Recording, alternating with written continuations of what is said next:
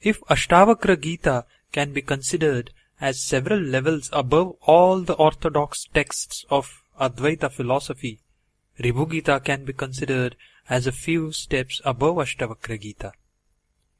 Ribhu Gita is almost unknown in most parts of India and practically in the entire West. Initially, it exhorts a person to meditate, I am that. I am the Brahman. I am the consciousness. It is the truth that the Brahman alone is all. It goes on to say, in due course, leave off that remembrance of Brahman also. Leave off all this renunciation of Brahman and any differentiation between I and self also. Envelop yourself with the self alone and remain as your own self. To interpret it properly and to practice it is not an easy task, as this is a leap beyond the meditation on Brahman. It is told in the edition from Ramanashramam, is there a book while reading which the reader feels increasingly drawn towards his own self, even if it is the very first spiritual book that he reads? The book which you are now holding in your hand is certainly one such. It was the Tamil version of Ribhu Gita by Bhikshu Shastri which was brought to light before the limited devotees of the ashramam by Bhagavan Ramana himself, and its language and rhyme are inimitable and extremely attractive. Bhagavan Ramana stressed that even if one does not understand it, a mere reading of it again and again or daily is highly beneficial. The original Sanskrit version was lying for a long time, perhaps as a manuscript, in the Saraswati Mahal library of Tanjavur, and it was brought out by them in print a number of years back. Sri Ramana Ashramam has done a good service by getting this book published with English translation. I am sure that this small book on sadhanas will induce at least a few people to read the original book and reap immeasurable benefit. In most of the chapters it is mentioned that the one who reads or listens to that chapter becomes the Brahman itself. Swami Shantananda Puri.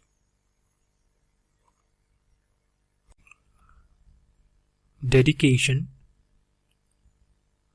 This work is dedicated to the holy lotus feet of Bhagavan Ramana, but for whose grace this text would have remained unknown to the world of devotees. Sri Swami Shantananda Puri.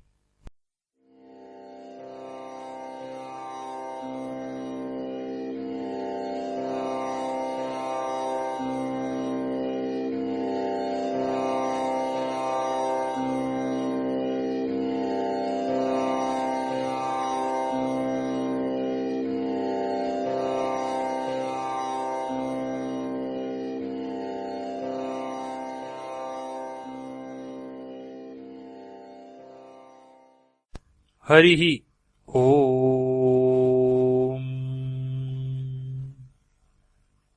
Shri Ganeshaya Namaha, Shri Saraswatyai Namaha, Shri Sadguru Charanapadakamalar Vindabhyam Namaha. Sadhanas from Ribhu Gita by His Holiness Swami Shantananda Puri Maharaj. Chapter 1 Introduction.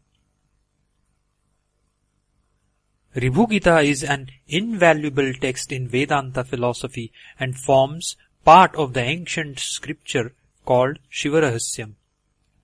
As common with all the Puranas, it is a narration by Suta. According to Suta, once a rishi named Jaigishavya requested Skanda, the son of Shiva, to narrate the glory of Lord Shiva, the Supreme God. Then Lord Shanmukha, that is Skanda, began to narrate the Atma Vidya, that is, the teachings relating to the self-realization, as imparted by Lord Shiva in Kailasa to Ribhu, a son created mentally by the creator Brahma. The text in which these teachings are contained is called the Ribhu Gita, as they were repeated by Ribhu to Nidhaga, his disciple. In formal Vedanta philosophy, the first step in practice is to distinguish between self, that is Atman, and non-self, that is Anatman. The world and all its objects are all non-self. The mind also is non-self. But Ribhu goes to the highest level where Brahman alone is and the entire world, etc. are only illusions seen in Brahman. There is nothing called separately as non-self. One should leave off all thoughts and reach a no-mind state. One should leave off all forms which are imaginary and remain as Brahman, that is, the Supreme Being. As there is no body, sense, and consequently, due to the absence of feet or hands, there is neither motion nor any action. There is no world, and naturally there is no creator called Brahma, or a sustainer called Vishnu. There is no death, there is no virtuous act, purity, truth, or fear. Brahman alone is. There is no guru, that is a master, or disciple. There is no one, that is non-dual, nor two, that is duality. As there is no bondage, there is no liberation, that is moksha also. As there is no death, there is no birth either. There is neither I, nor you, nor this world. There is no cause or effect. There is no inside or outside. No perfection or imperfection. In the absence of all thoughts, as the mind has become nil, no contemplation such as I am the Brahman is ever possible. Consciousness is existence. Where there is also awareness that I exist. I am that supreme all, pervading consciousness. By simply going on thinking of it constantly as to what it means, one becomes the supreme Brahman, the ultimate reality. There is an interesting story about Ribhu and Nidhaga which is summed up below. This story has earlier appeared in this author's book Stories for Inspiration, published in July 2006 as story number 21. Nidhaga studied for 15 years under Ribhu in an ashram at Ujjain.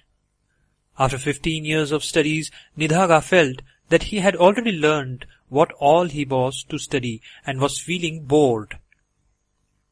One day, Ribhu decided to go away from the ashram for a tour after instructing Nidhaga to take care of the ashram.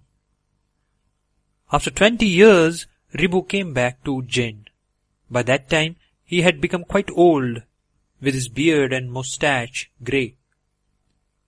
His eyes were sagging and his face had a withered look. He was dressed like a village farmer and wore a turban on his head. On the way to the ashram, he saw his disciple Nidhaga standing near a shop at the marketplace. Nidhaga was unable to recognize his guru. He thought that the person approaching him was an illiterate villager. Ribhu asked Nidhaga, "Why are you standing here, sir?" The reply from Nidhaga was, "See the king standing yonder with his retinue and coming in this direction. After his procession passes through, I shall be proceeding to my ashram." Ribhu continued the conversation. "Holy sir, I see so many people standing yonder. Who is the king among them?" Nidhaga, "The one who is sitting above the elephant is the king. The elephant is below the king. Is it clear?" Ribhu, "What is called above and what is called below? Nidhaga felt that the old man was an illiterate fool and contemptuously bent the back of his guru Ribhu so that the latter bent like a horse, touching the earth on all fours, and he nimbly jumped over the back of the guru. Nidhaga: see, now I am above you, you are below. Is it clear? Ribhu: oh, thank you so much. I am not bothered about the terms above and below. I do not understand what is I and what is you as mentioned by you. Now I call myself I. Just now you called yourself I. Who is the real I? Hearing this, Nidhaga realized that the old man appearing as a farmer was none other than his revered master, and prostrated before him. Nidhaga said, who else but my guru can ask such a question? You please teach me the ultimate learning. On being questioned by Nidhaga as to who are you, Ribhu starts saying, I am the Supreme Brahman. I am the Supreme Bliss. I am what I am. I am consciousness. I am the Supreme Divine Truth. I am Brahman alone. I am always pure, awakened, eternal, and blemishless. I am the perennial bliss. I have no name or form. I have no attachment. I am the Brahman alone. I am bereft of all actions and all differences. I have no doubts. I have no ego, nor do I have the ego that I am egoless. I have none of the qualities attributed to the Trinity, that is Brahma, Vishnu and Shiva. I am neither insignificant nor supreme. I am all the insignificant things, and I am the supreme too when once a sadhaka is awake of the world. The world has no existence of its own, and it was never created. It is an illusory appearance like the mirage or dream. There is no ego or mind also. There is no maya which deludes you. There is no hearing, that is Shravanam, reflection, that is Mananam, nor sitting with an one-pointed mind, that is Nididhyasanam. These are all the most important and intimate sadhanas prescribed in the orthodox scriptures. There is no ignorance. The holy places like the Ganga, Gaya, Rameshwaram, etc. do not exist, nor the rituals connected with them. The 5 basic elements, that is Panchabhutas, do not exist. There is only Brahman. We should remember that Ribhu Gita is meant for advanced and mature souls. For other people, all the things negated by Ribhu Gita do exist in a relative way. That is, Vyavaharika Satyam. And all those rituals and sadhanas enumerated in the orthodox scriptures. As per Ribhu Gita, one has only to remain without any thought as the Supreme Being without any action or reaction or emotion. This is the highest stage of sadhana.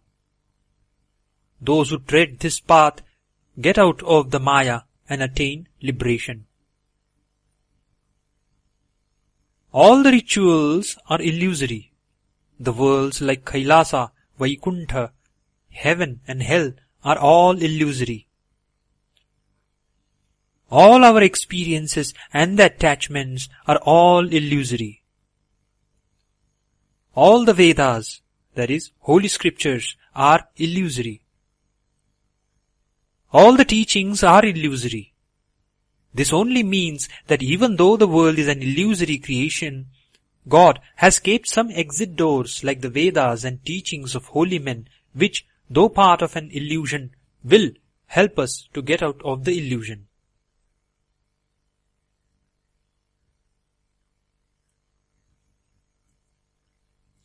All the wealth, all worldly objects, and Guru, that is Master, are all illusory. Bondage, liberation, joy and sorrow, meditation, mind, etc. are all illusory. Whatever we hear, whatever we see, the body and the senses are all illusory. All differences and distinctions, taking bath, japa, penance, performance of fire sacrifices, study of shastras, worship or puja of gods, mantras, that is sacred syllables, satsanga, that is company of holy men, saints, are all illusory. Whatever anybody says, whatever is agreed to, whatever is proclaimed, it is all Brahman. That is the ultimate reality only. All auspicious actions or bold actions and whatever action is done in truth, it is all an illusion and hence false. The entire world is all consciousness alone. All the five subtle elements, as also the trinity of Brahma, Vishnu and Shiva, are all consciousness. All matters and time and knowledge are all made of consciousness. That is, consciousness means an existence fully aware that it exists. All talk and all existence and non-existence are all consciousness. The master and disciple, as also the knowledge, are all consciousness. The knower and the known are all consciousness. All causes and effects are also all forms and entities which have no form are all consciousness. Non-duality and multiplicity. All the scriptures and Vedanta philosophy, all directions and subdirections like northeast, etc. are only consciousness. All transactions in the mundane world, the past, present and future, all names and forms, all beings and worlds are only consciousness. The dispassion, that is Vairagya, the entire world, all foundations and supports and all that is supported are all consciousness. The vital breath, that is prana, all the senses, all the five sheaths, and the final bliss are all only consciousness. All the permanent and impermanent objects are all consciousness alone. There is nothing more eternal than consciousness and nothing is more real. Whatever and however beings exist are talked about, and whatever is told in the Vedas, that is ancient scriptures, all are consciousness. There is no bondage other than consciousness, and there is no liberation other than consciousness. The only existence and the only reality is consciousness. End of chapter 1.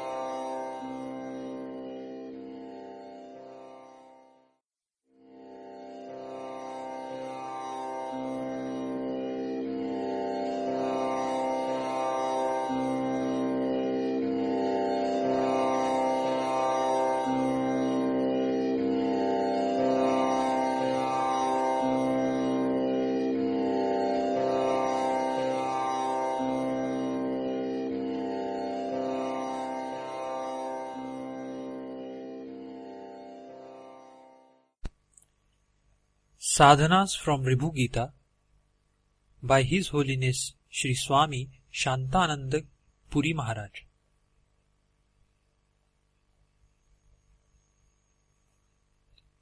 Chapter 2. Description of the Atman, that is Self, and the world being a void, etc.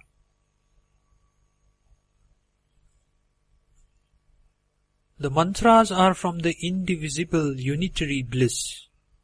So also are all the actions, their results, and the individual soul.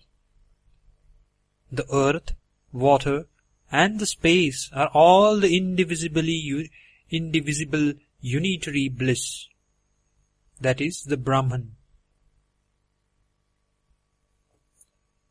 In Ribhu Gita, a number of chapters are devoted to describe the Brahman in a positive way as to how he is all.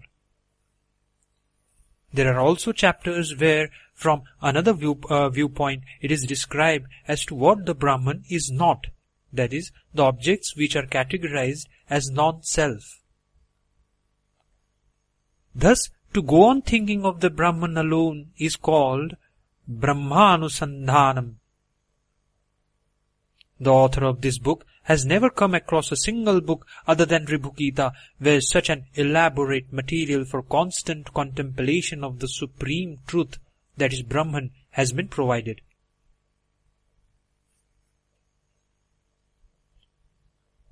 All the sciences like Tarka, Mimamsa, Vedas, the Brahman, all the vows undertaken are all only the indivisible unitary bliss. Brahma, that is the creator, Vishnu and Shiva, and all the gods are all the indivisible unitary bliss. The self, the master, that is Guru, the body, the mind, happiness, knowledge, the transcendental one, the ego, all that is gross and all that is subtle, the people in short, all are one from the indivisible unitary bliss.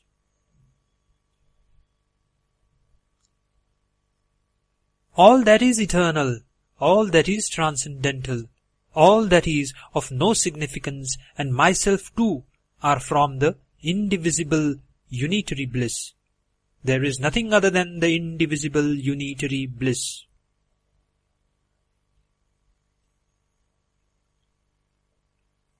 All that is gross or subtle, all the people and all the multiplicity are all from the indivisible unitary bliss.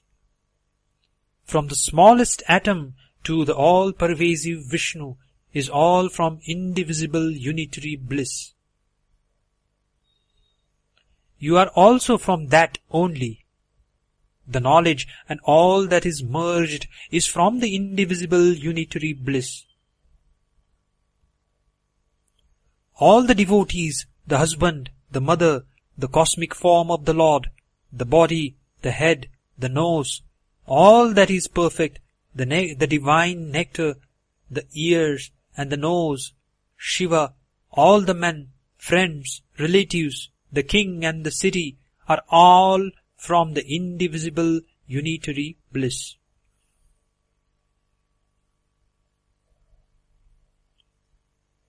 All the sovereignty, the mantra, the japa, that is, repeated chanting of a mantra, the meditation, the light, the supreme one, the oblations offered in a fire, the victory, heaven and oneself are all from the same source, the indivisible unitary bliss.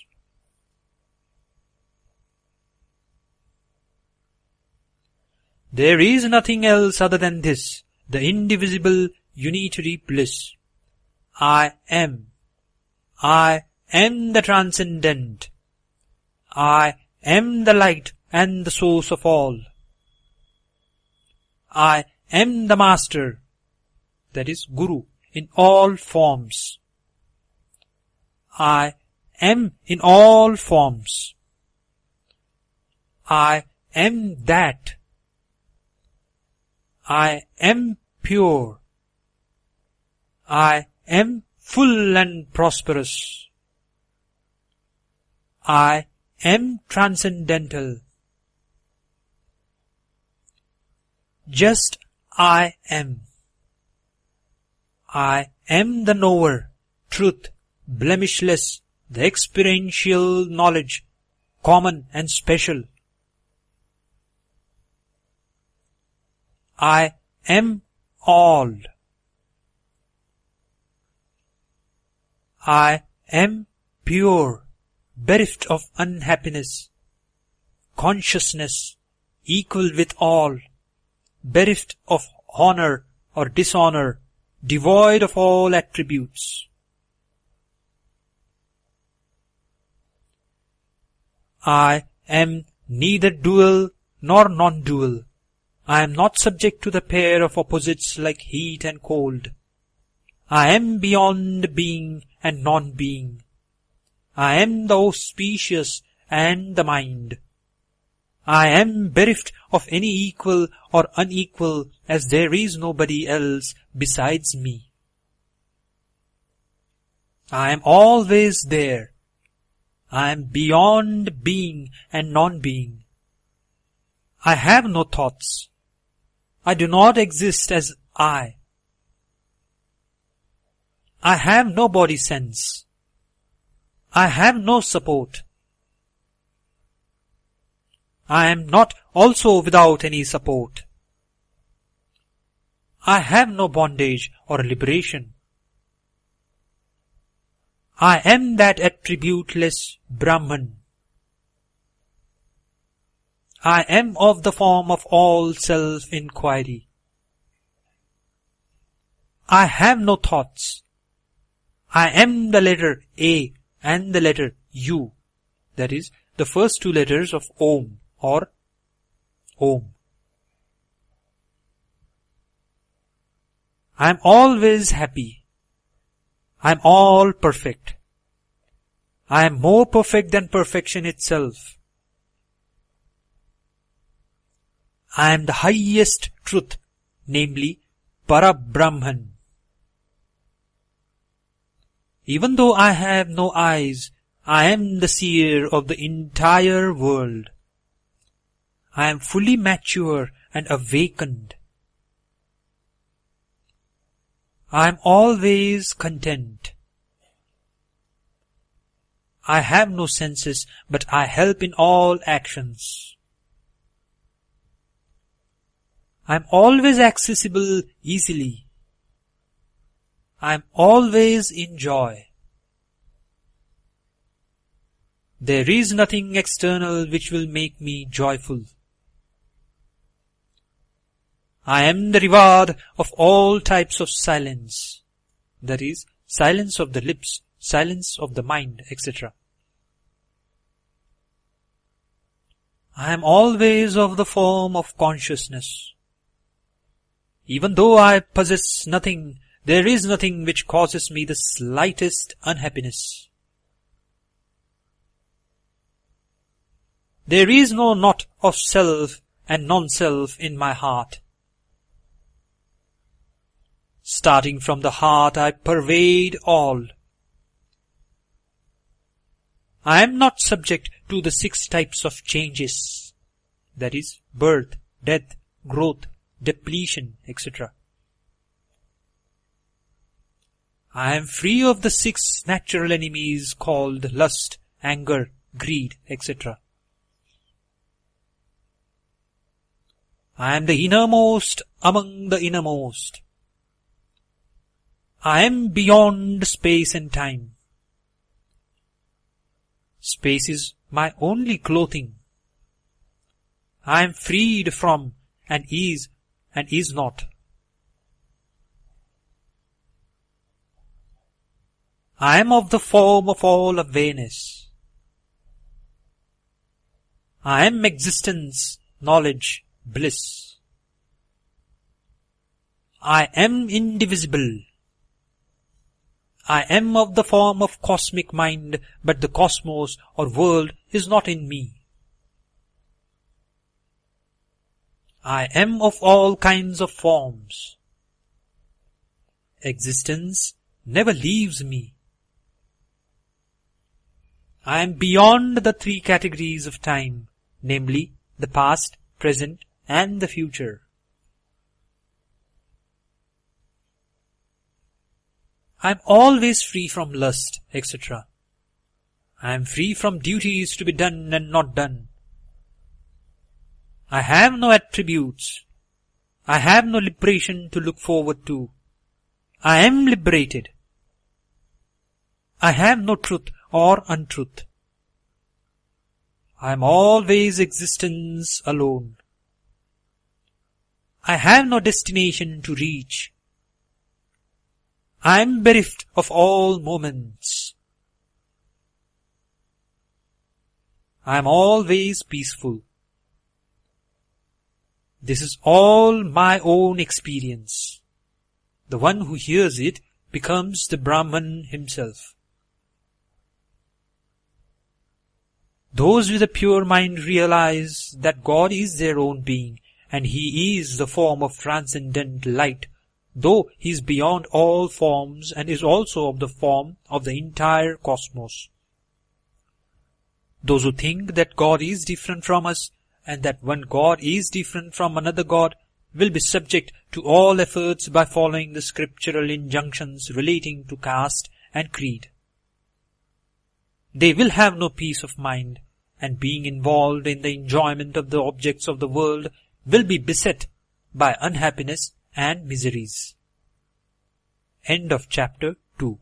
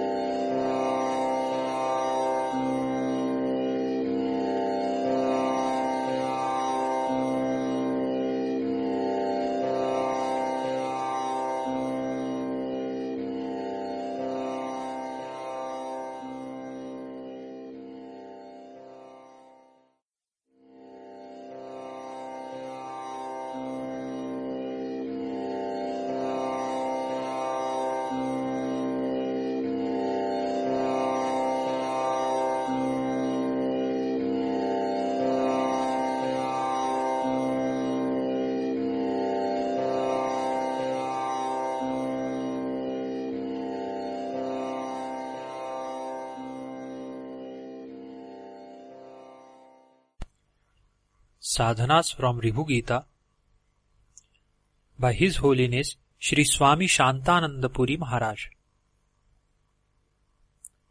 Chapter 3. The world is all void. The entire world, all the basic elements of which it is made, and the mind, intellect, ego, etc., are all only an appearance and have no real existence, like the horns of a hare.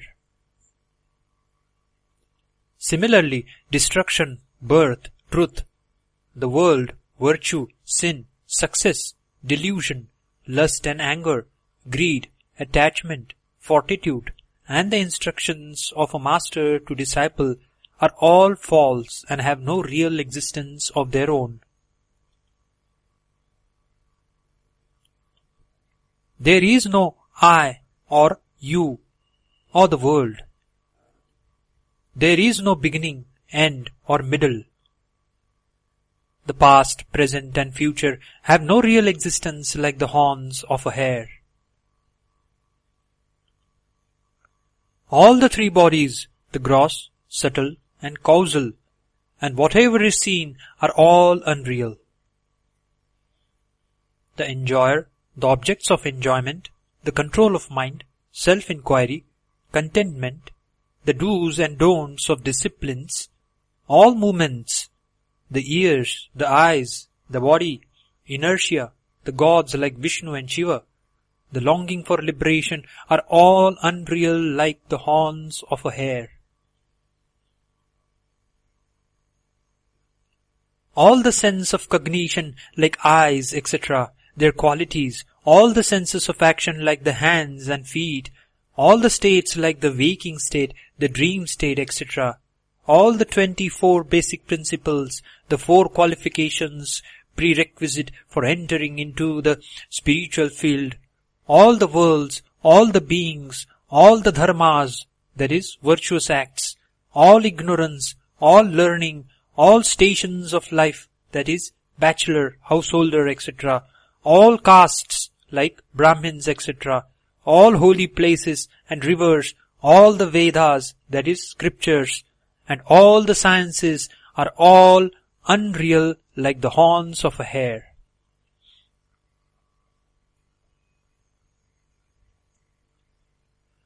All bondage, all types of liberation, that is of the Vaishnavas, etc., all knowledge, all periods of time, all instructions, all the existence, all actions, all the company of holy men, all duality, all cognition of non-existence are all false and unreal like the horns of a hare.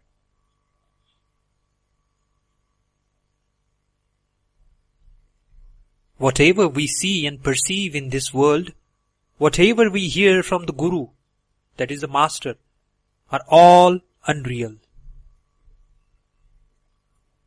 Whatever we meditate on, whatever we think of, and whatever we decide through the intellect are all unreal. Whatever is tried to be conveyed through speech, whatever I uttered through the mouth, whatever is grasped through the various senses, whatever object is abandoned, whether one's own or somebody else's, whatever looks real and solid, whatever has been determined as one's self, that is Atman, Shiva, the destroyer, Vishnu, the sustainer, and Brahma, the creator, are all unreal like the horns of a hare.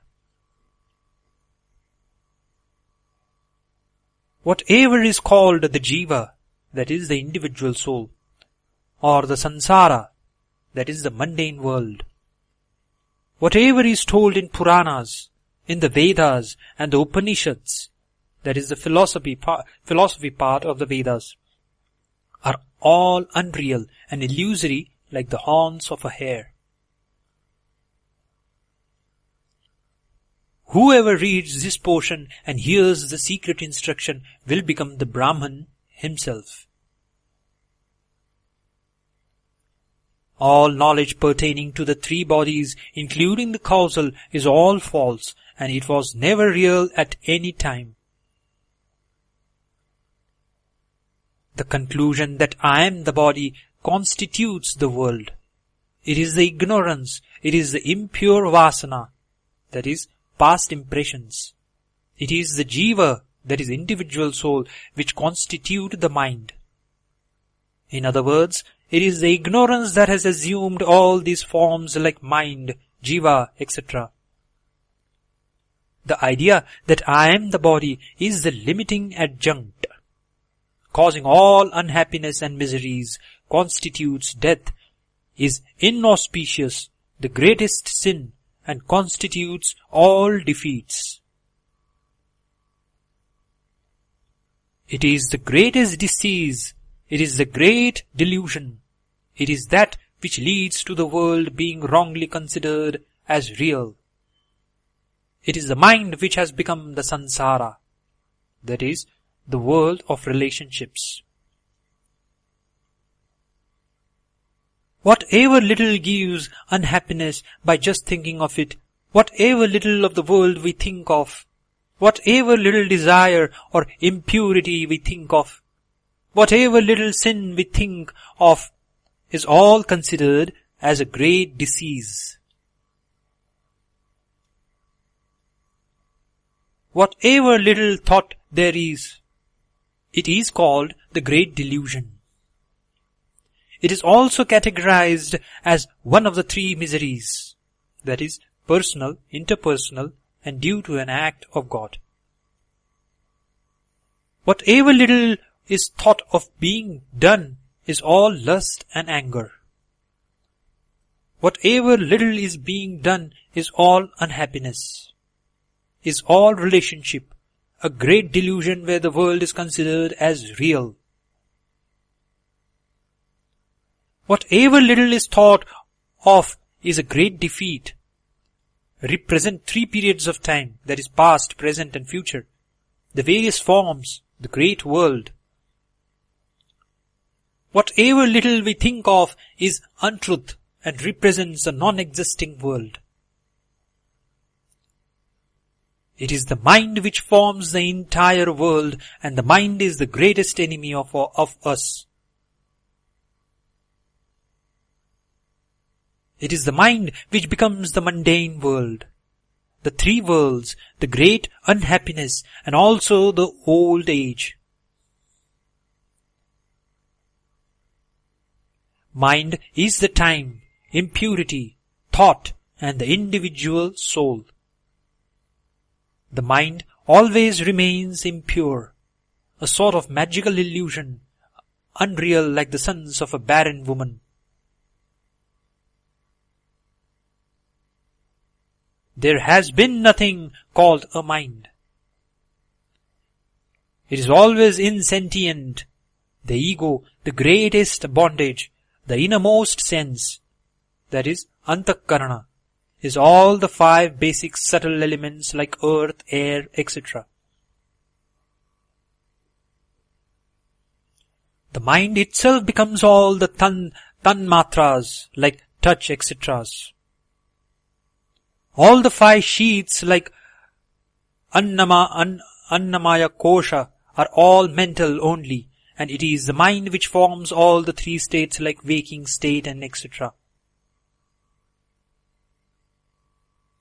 The various gods are projections of the mind. Whatever is there, including the do's and don'ts known as yama, niyama, etc., are all the mind only. The entire universe is a thought. The body also is a thought. The being is made of thoughts, and duality is also a thought. The caste, the qualities, or the moods, the entire world is all made up of thoughts. Whatever exists is all mental. The individual soul is the mind only. All the ignorance, all differentiation, all experimental knowledge, all the duality, all time and space are all thoughts only.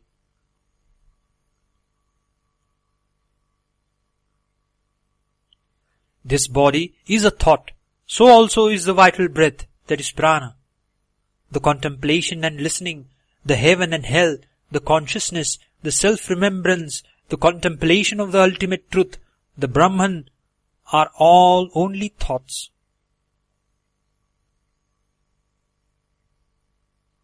There is nothing called a thought. None of the 3 worlds exist, and there is no master, that is guru or disciple. There is no body or mind, nor the entire world. There is no being. Everything is non-existent. The one who listens to this portion verily becomes the Brahman, that is, the Supreme Being.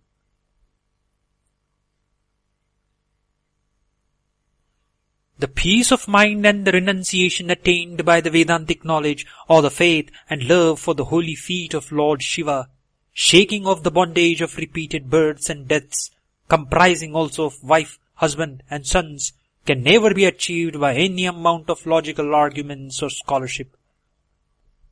For those seers in whom the vision of world has completely vanished and who remain without any thoughts at all times, there are no states like the waking state, sleep, etc., nor is there life and death. End of chapter 3.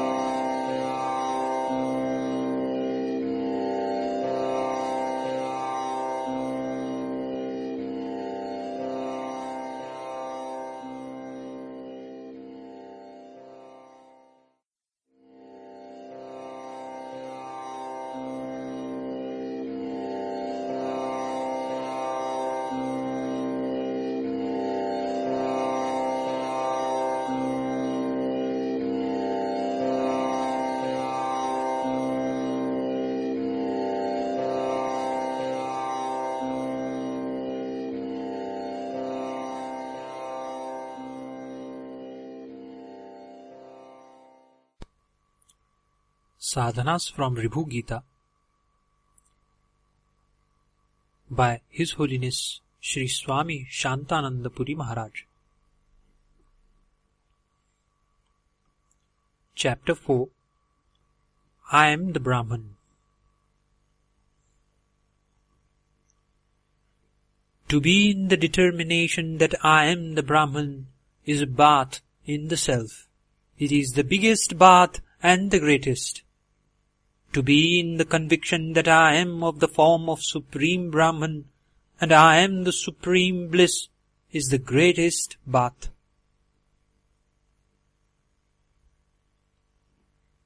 I am only the ultimate knowledge, the Supreme One, of the form of peace, absolute, blemishless, eternal and permanent. I am only the Brahman.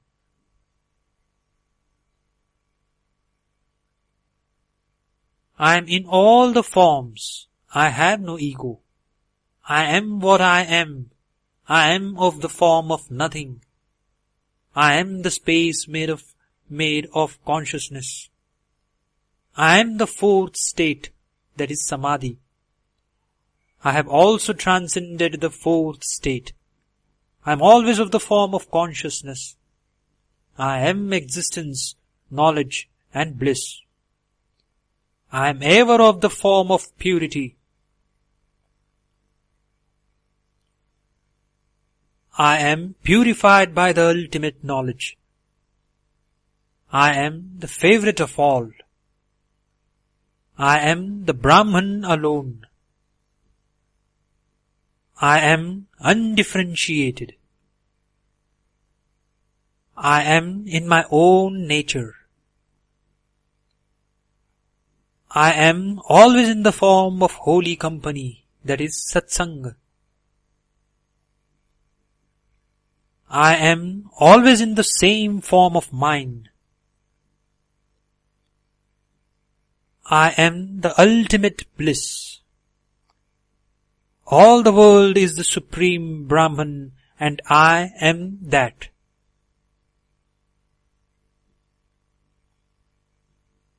I am in a form which is never limited. I am the infinite bliss. I am of the form of real happiness. I am consciousness and the transcendental bliss.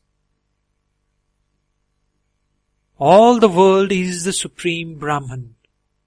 I am of the form of bliss ever emanating from the Brahman.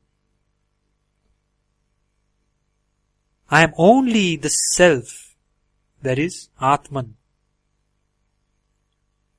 I am the Self full of bliss. This world is the Supreme Brahman. I am only the Brahman. I am of the form of light emanating from the Atma.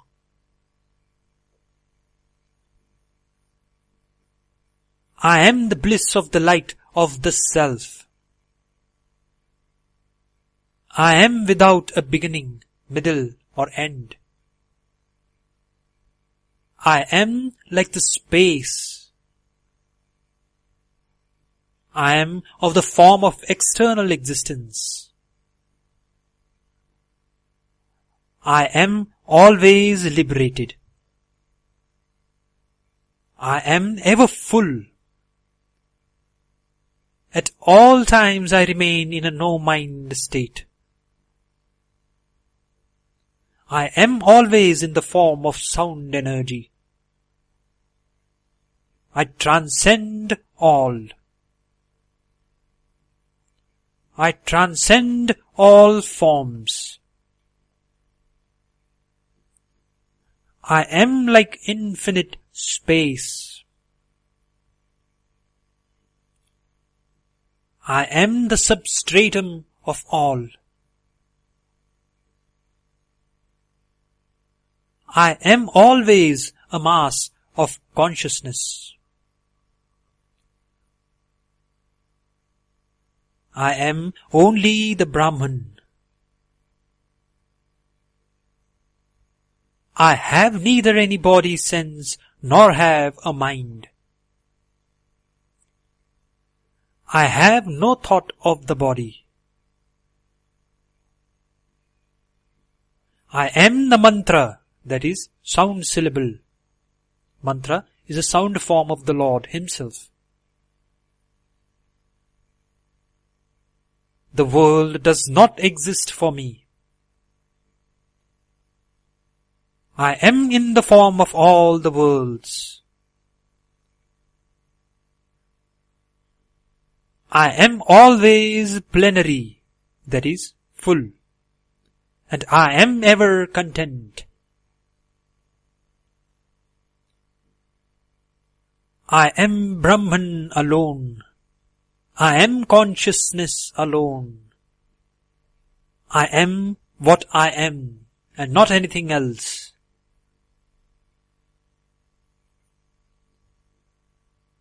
I am the great self and not anything else. I am the great self and I am the refuge. I am the great void. This is the best mantra to be chanted.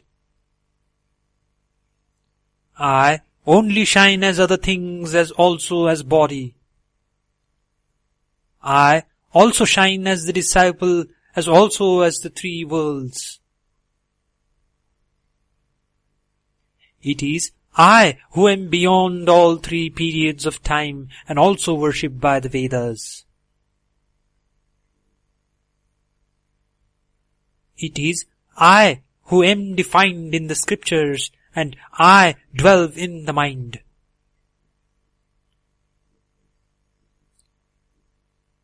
Apart from me, not a little exists, and the earth does not remain separate from me. This entire world is the Supreme Brahman. I am only the Brahman. I am the Brahman, pure and eternally pure at all times. I have no attributes or desires. This mantra is best for chanting. I am of the form of Vishnu, Brahma, etc. Really speaking, even this distinction is not in me. I am always the Brahman. I can never be defeated. I shine by myself alone and not else. I abide all in my own self. This is the best mantra to be chanted. I enjoy myself. I revel in myself. I am my own light.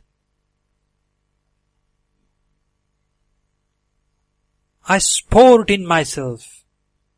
I look at myself alone. I am happy in myself. This is the best mantra. One should always see the mantra of the self and practice at all times the knowledge of the self. I am the Brahman. This mantra of the self will destroy all the sins of the self. The mantra I am the Brahman will destroy the defects of multiplicity and differences. This mantra will also destroy all thoughts as also the diseases of the intellect. It will also destroy all worries, diseases and all the world. This mantra will destroy all defects due to desires, lust, anger, all thoughts, all unhappiness, all the impurity due to lack of discrimination and the defects due to the body. This mantra, I am the Brahman, gives the knowledge of the self, conquers the world of the self, destroys all untruth, and gives us inconceivable happiness. It gives us the happiness of the ultimate knowledge. The one who listens to this chapter even once gets immediate liberation and becomes the Brahman. End of chapter 4.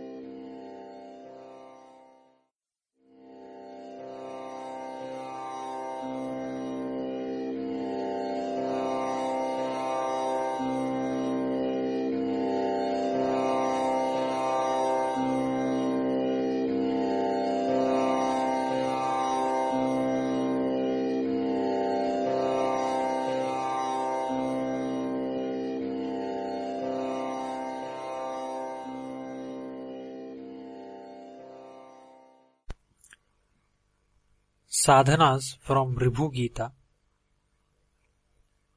by His Holiness Sri Swami Shantananda Puri Maharaj. Chapter 5. A fire sacrifice to please the Brahman or the Self.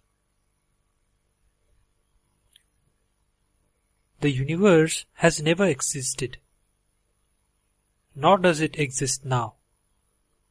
There is no such word as this which is supposed to denote the world. The Brahman alone, which is ever perfect, exists. To remain established in this idea alone is fire sacrifice to please the Brahman, called Brahma Tarpanam. I am the Brahman with form. I am also the formless one called Satchidananda. I am a mass of bliss. I am the entire void. I am both the eternal and impermanent objects. This is Brahma Tarpanam. I am the infinite space of consciousness. I am the Atman, that is the Self. I am always content with myself. I do not need anything else. This is Brahma Tarpanam. I am subtler than the space. I am totally non-existent, existent. I give light and reveal all objects. This is Brahma Tarpanam. I am not any of these things of the world, however small they may be. I am the grand ultimate silence. I am the pure moksha or liberation. There is nothing but Brahman. So all the world is Brahman only. I am only in the form of the world. I am pure awareness. I am the highest. I am the ultimate bliss. This is all Brahma Tarpanam. I am Brahman alone. As no objects exist apart from me, I am not a witness. This is all Brahma Tarpanam. I am all the names. I am the state free of delusion. I do not have any senses like the eye, ear, legs, etc. I am bereft of both bondage and liberation. I am beyond the scope of speech, as I do not possess speech or mind. I am of the form of consciousness and bliss. I am perfect everywhere. I am the happiness at all places. Nobody can conceive of my real nature, of my real form. I am of the form of contentment and all bliss. I am the void. I am always in my own nature and in supreme bliss. I am alone, I am liberated, and have transcended all forms of silence. I am always of the form of existence. I am called the fourth state, that is, waking, sleep, and dream being the first three states. I am also of the form which has transcended even the fourth state. I am undifferentiated. I am unborn, free of all desires and blemishes. I am of the form of the experiential knowledge of the Brahman. This is all Brahmatarpanam.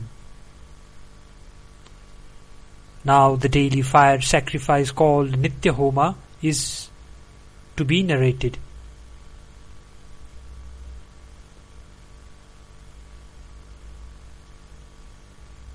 I am the Brahman, the pure, the eternal and the Lord of all. I am the same as the sound of Om. This is a rare Nitya Homa. I never exist. That is, there is no ego. So there is no question of saying even I am that. I am devoid of any activity. I do not do any shravanam, that is listening, mananam, that is reflection, and nididhyasanam, that is one-pointed absorption. These three are the three intimate sadhanas prescribed for every seeker. I have no paths, I have no light, I have no intellect or any differentiation. This is the rare Nitya Homa. I am not of the form of the three bodies, that is, gross, subtle and causal. I am not of the form of waking or dream states. The mind, intellect or the ego are all unreal. All the three periods of time, past, present and future, are all unreal. All the three modes, sattva-guna, that is light and harmony, rajoguna, that is activity and aggressiveness, and tamoguna, that is procrastination and sloth and laziness, are all false. Whatever we have heard or have known are all false. All the principles constituting the world are all unreal. This is the rarest daily Homa. All the various forms, all the various colors, and all the various castes or species are all unreal. The knowledge of Shastras, that is sciences, the knowledge of the Vedas, that is scriptures, all the penance and all the holy rivers are all unreal.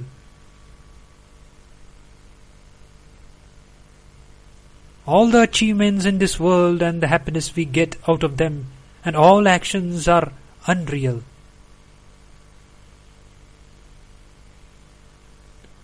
Both perfection and imperfection are unreal.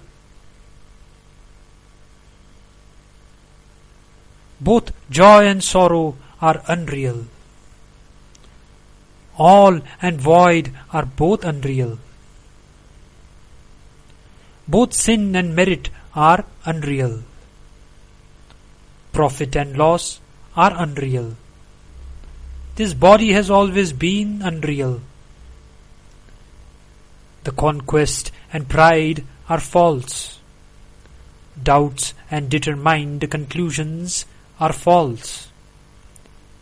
All the tanmatras, that is, qualities of the basic elements, like sound, contact, form, taste, smell, are all unreal. All the past and future are all unreal. The nature is unreal. All creations are unreal. This is Nitya Homa. I, you, and this world, and anything in between are all unreal. Shiva, the Supreme Lord, is attainable by meditation only. He can be realized only by the instructions from the Guru, by those who are engaged in yogic practices, that is, for control of the mind, and who are full of devotion to the goal, that is, to the Supreme Lord. Here ends Chapter 5.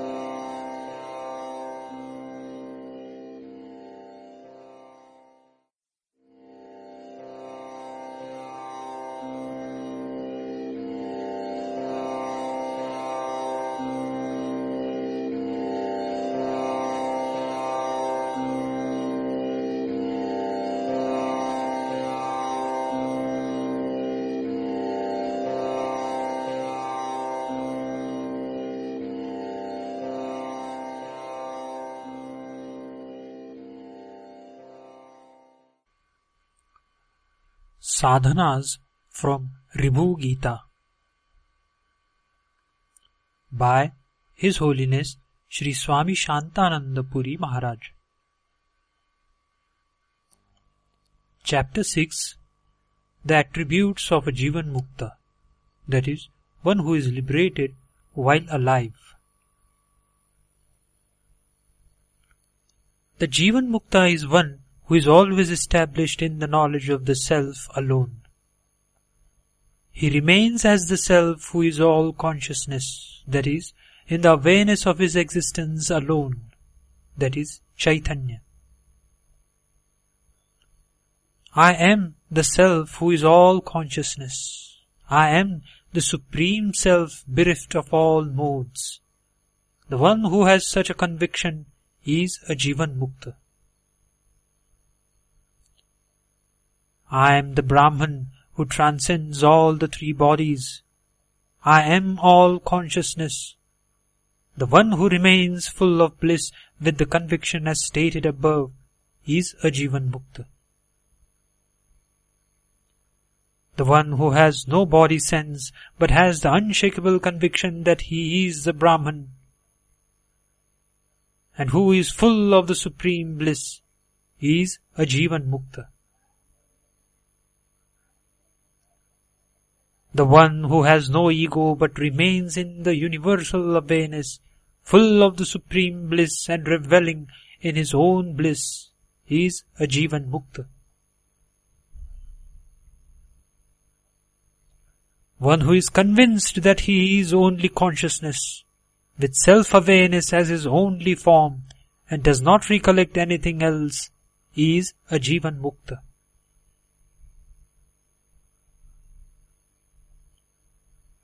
The one whose soul is absolutely perfect and who finds his self active everywhere and perfect at all times is called a Jivanmukta.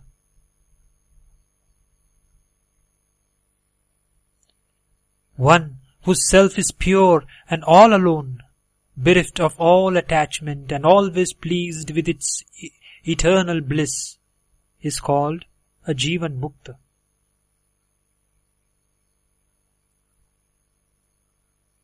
He is always of one form and free from any worry or concern about anything else.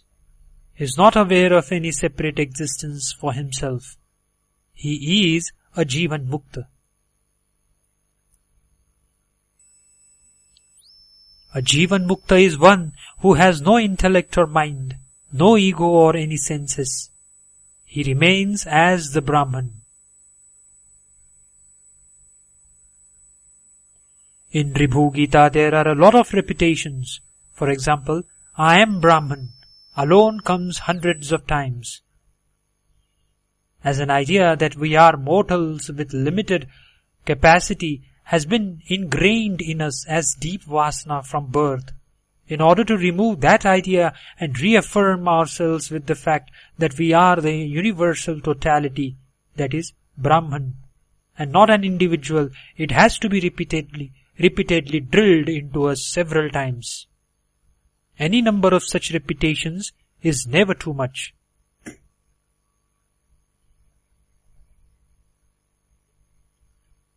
I have no defects. I have no body. I have no vital breath, that is prana. I am not under any maya, that is illusion. I have no desires or anger, no desire nor lust, no bondage, and I have no world. I am the eternal entity who is always in bliss. A person who has such convictions is a Jivanmukta. I have no senses of perception like the eye, the ears, etc. None of these things is mine. Nothing belongs to me. Thus, one who remains only as the Brahman is a Jivanmukta. I see no time, space or object, status, bath or food. There is no place of pilgrimage, no God, no birth, no knowledge, no position. The one who is thus established in his self is a Jivanmukta. I have no virtue or sin, no auspiciousness or inauspiciousness, no world at all. Such a person is called a Jivanmukta. I have no qualities of the 5 basic elements like sound, touch, form, etc. I am not an individual soul, that is, Jiva. I have nothing to do with moksha. I am not subject to Vedas, that is, scriptures, or its injunctions. I have no guru or disciples. I have no instructions or teachings. I do not have any valuable object. I have no Brahma or Vishnu or Shiva or the sun. I have no karma. I have no lineage. I am convinced. I have no goal. I have no meditation. Neither cold nor heat affects me. I do not do any japa. I have no fear. I have no greed, no appetite. As I am everywhere, there is no front, nor back, nor upwards. I have nothing to say, to hear, to think, to enjoy, or to remember. I have no disease. I have no yoga, that is, merging or absorption. No laya, that is, temporary absorption. I never grow or deteriorate. There is no superimposition on me. Such a one who can say like this is a Jivanmukta. I have no flesh, no body, no fat, no excreta, no compassion, no anxiety, no form, no delusion, no secrets, nothing to be removed, nothing to be accepted, no fate, no destiny, no vows, no grief, no knower, knowledge or known. The one who is established in the conviction that nothing is mine is a Jivanmukta. He thinks, I have no self or non-self, no heavens, nothing to be condemned, no practice, no peace, no pain, no sleep, no boyhood or old age, no youth, no death, no darkness, no silence. A person with the sure conviction, I am the Brahman, I am the Brahman, I am pure awareness, I am pure awareness, is a Jivanmukta.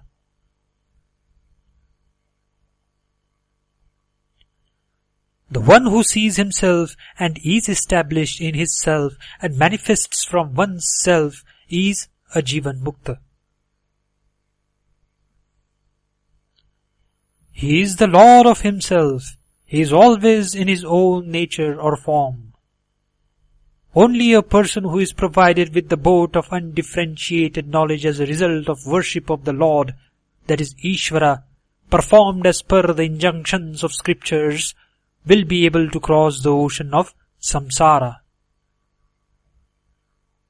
Here ends Chapter 6.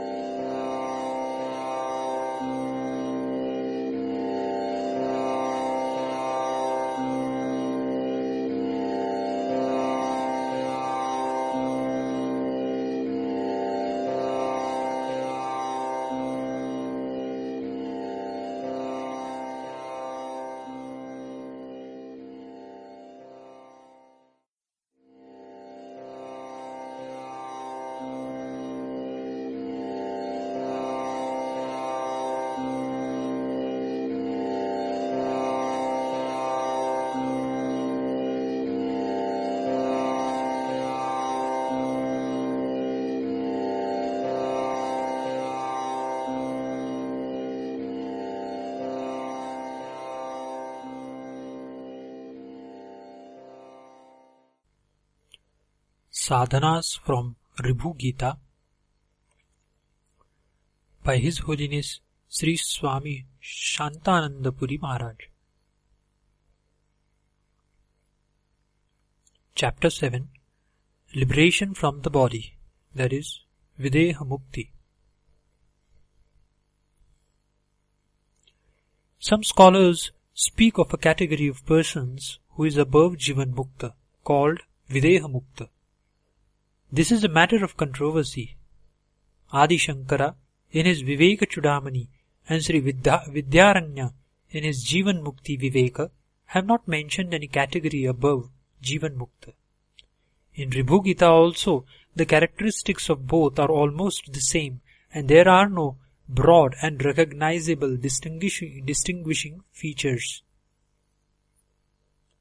This is almost like dividing a Jivanmukta into four categories like Brahmavid, that is knower of Brahman, Brahmavidvara, that is better knower of Brahman, Brahmavidvarinya, that is still better knower of Brahman, and Brahmavidvarishta, that is best knower of Brahman. Based on various sadhanas adopted and the prarabdha.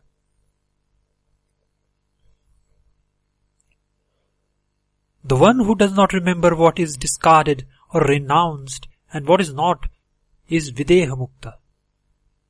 He remains in a supreme silence.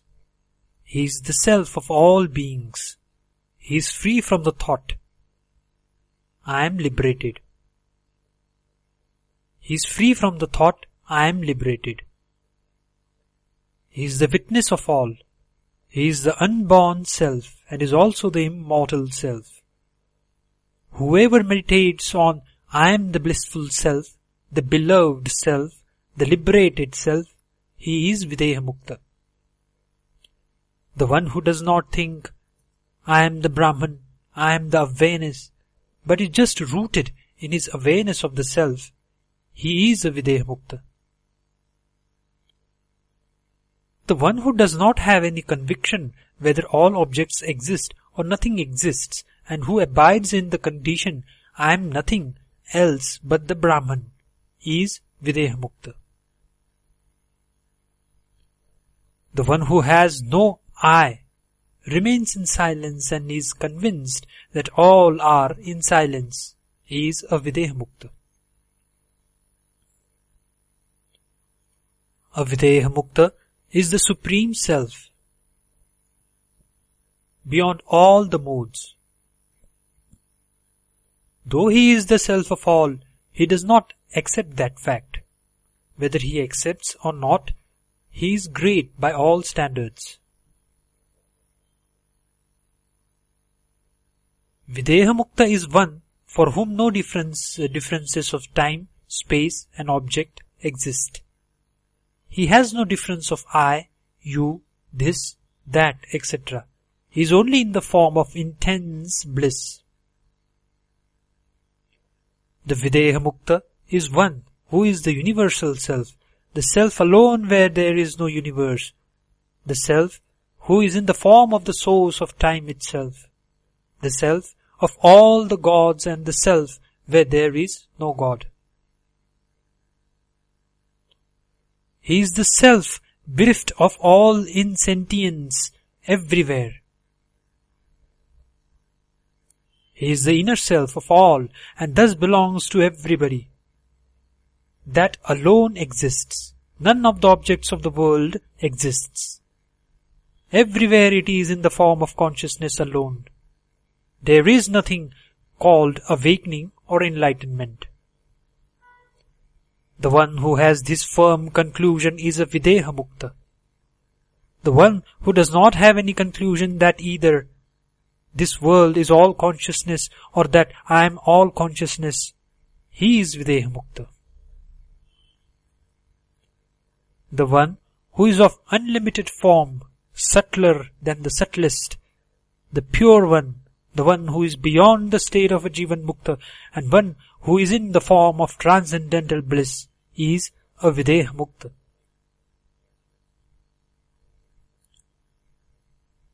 The one who has concluded that I am the Brahman and the world is not separate from me is a Jivanmukta, is a videhamukta.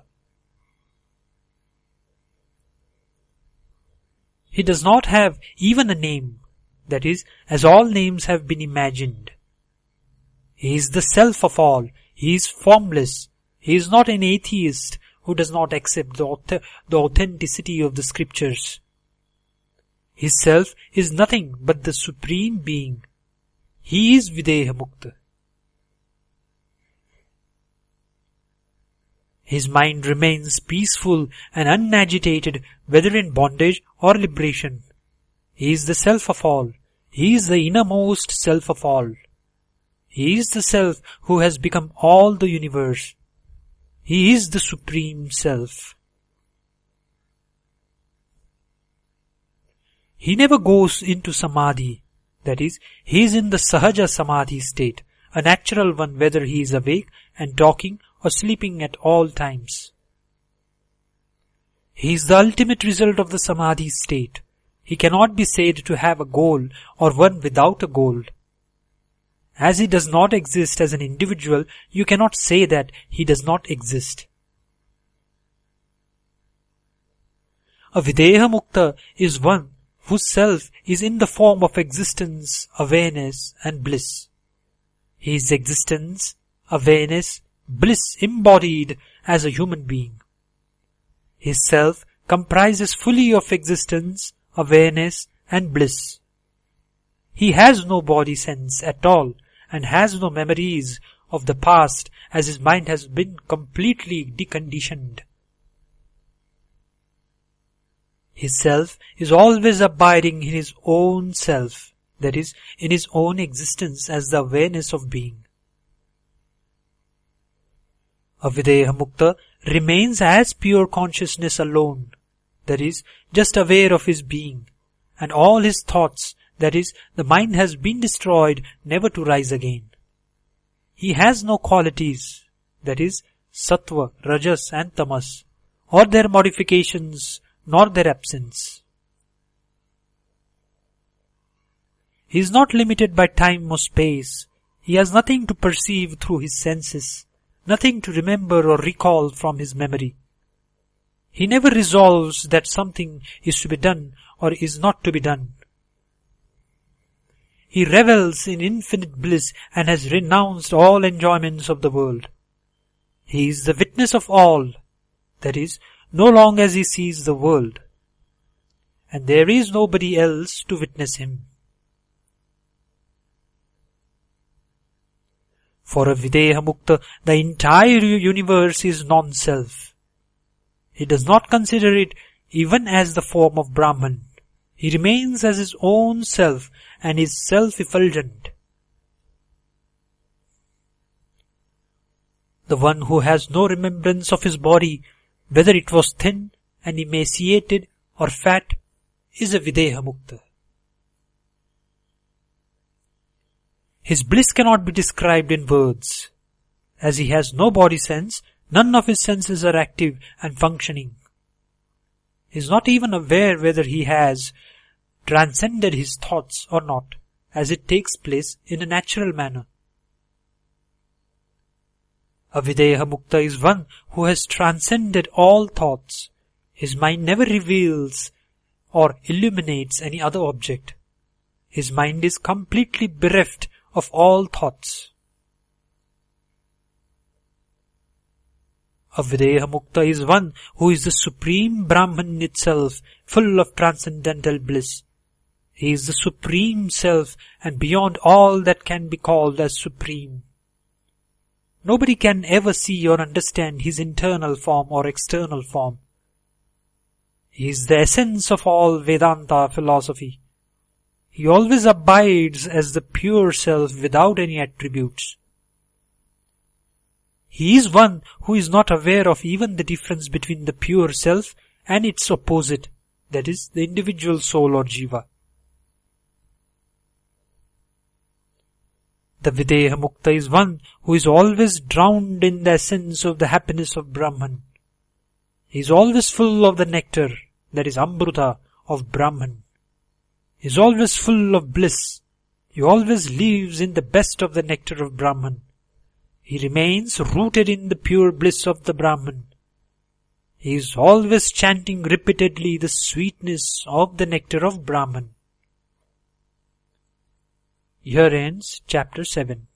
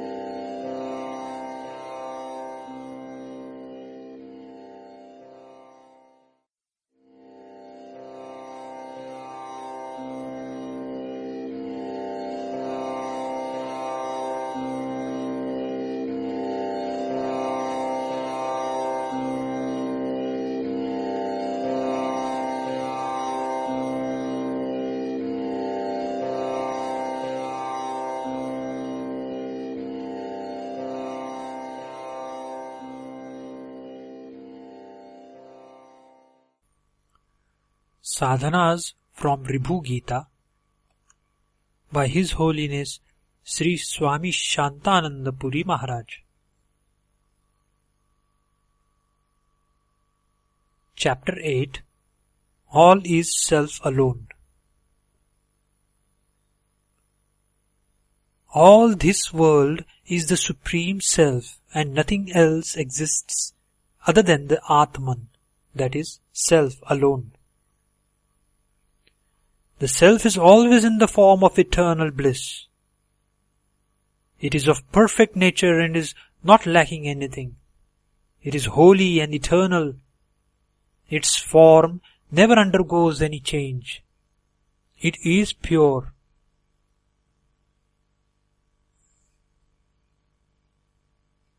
Self is a source of all peace and lack of peace. The individual self is verily the Supreme Self. The mind, full of thoughts, and the no-mind state belongs to it. There is only one self, and it is always of the same form or nature. As it is ever liberated, it is bereft of bondage and liberation.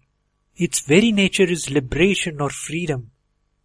There is nothing else other than the Self.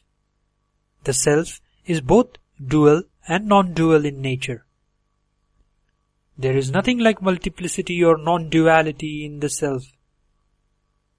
As there is only one changeless Self, it can neither be considered as full of joy or as bereft of joy. The Self is one whole and has no parts. It is blemishless. It has become the intellect. It is of the nature of bliss. It is unborn. The Self is always directly present. The Self is proved as it is always directly present. In its nature, it is alone and nothing else exists besides it. The Self is bereft of any longing for liberation, that is, as it is ever liberated. It is in the form of the sound, that is, refers to Om. It is in the form of control of all the senses. It is withdrawn at all times from the senses as it has no senses and there are no worldly objects apart from the Self. As Self alone is, and as there is no sheath covering it, the various sheaths like matter, that is Annamaya, vital breath, the mental sheath, the intellect, and the sheath of bliss do not exist. They are all imagined for sadhana, that is, practice purposes. Similarly, there is no undifferentiated samadhi state or differentiated samadhi state, nor is there any other samadhi by concentrating on the sound of Om, that is, which is nearest to the ultimate truth. There are no three types of bodies to be transcended, namely, the gross, the subtle, and the causal. These are again imaginations in order to get rid of the body consciousness.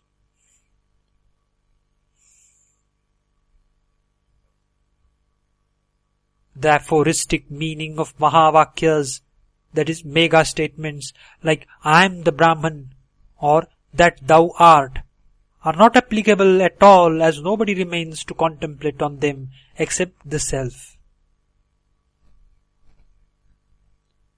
The various states like the deep sleep and the dream do not apply to the pure Self. As it is pure and an everlasting consciousness, it is bereft of all thoughts. It is bereft of the triad, namely the knower, the known, and the knowledge. The past and the future are contained in the Self. It is imperishable and is of the form of consciousness. It has neither the beginning nor the middle. It is the one Self which appears as many. Words stop in the Self and the Self is their limit. The bliss we get by whatever is indicated through words is all due to the Self.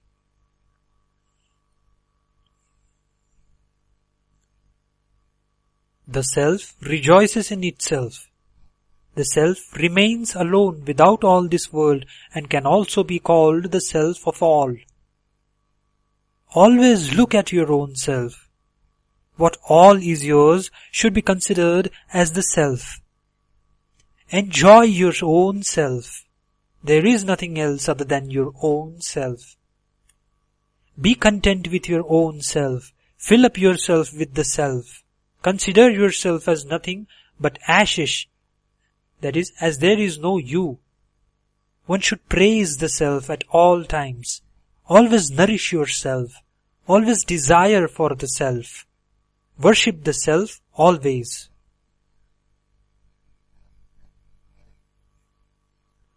All the 5 basic elements like earth, water, etc.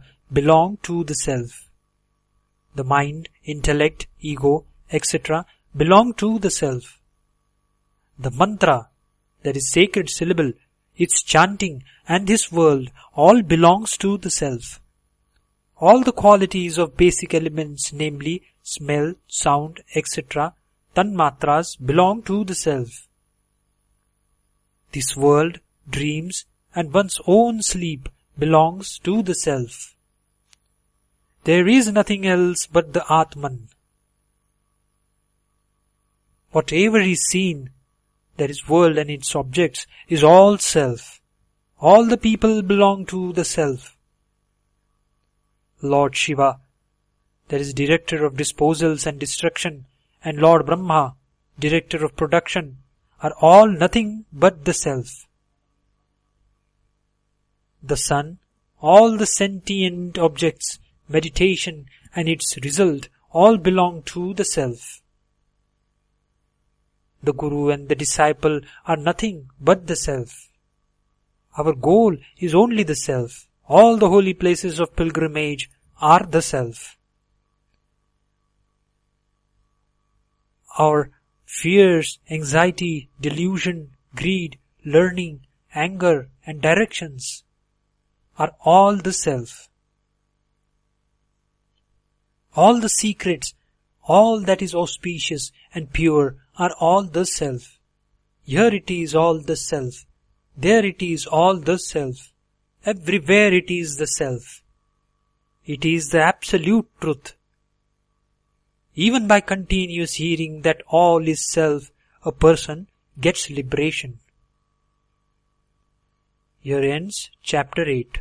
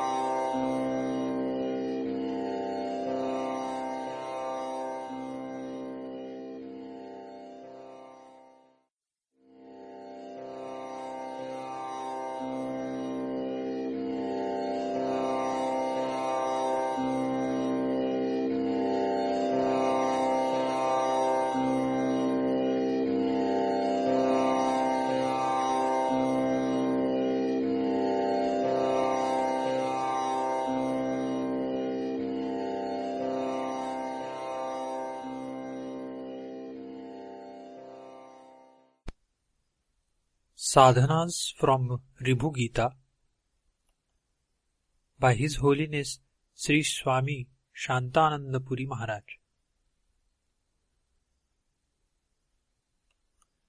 Chapter 9 Bliss of the Self. The universal totality is called Brahman. Everything is like a bulb into which the electricity from the generator, that is akin to Brahman, has entered. This electricity in each bulb may be called as Atman. The electricity in each bulb is nothing but the electricity of the generator. So the Atman, the individual self, is nothing but Brahman, the total, the universal totality. Hence, in the ultimate analysis, there is nothing but the Brahman. The Brahman is nothing but consciousness. Consciousness is the constant awareness of one's being or existence. Every human being not only exists, but is also aware that he exists. This is called Chaitanya or consciousness. Everything is only the self, that is the Atman. The pure self unqualified by age, gender, caste, profession, etc. It is all non-dual consciousness, that is, a total indivisible, single consciousness, even though it appears that each being has got a separate consciousness.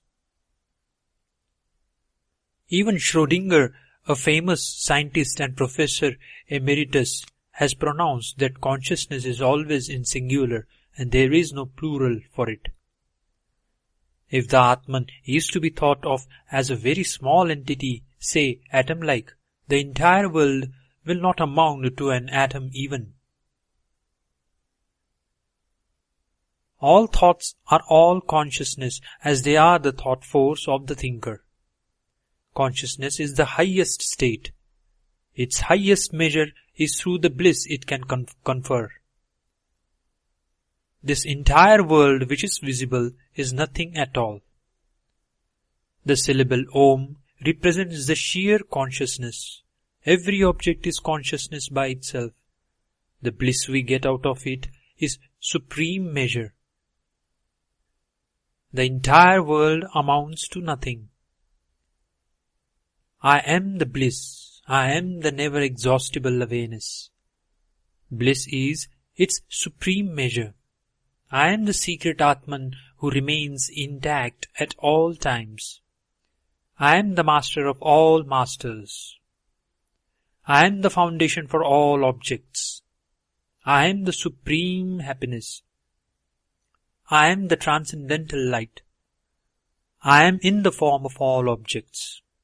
That is, all the objects in the waking state are all my imaginations as much as I become all the objects in my dream.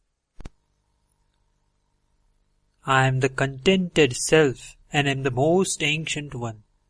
I am always eternal. I am everywhere and am firmly established.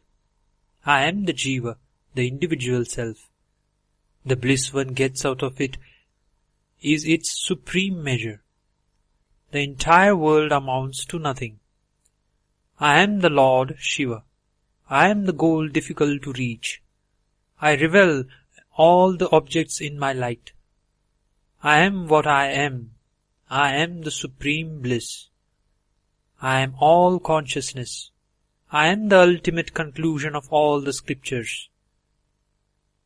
I am only consciousness.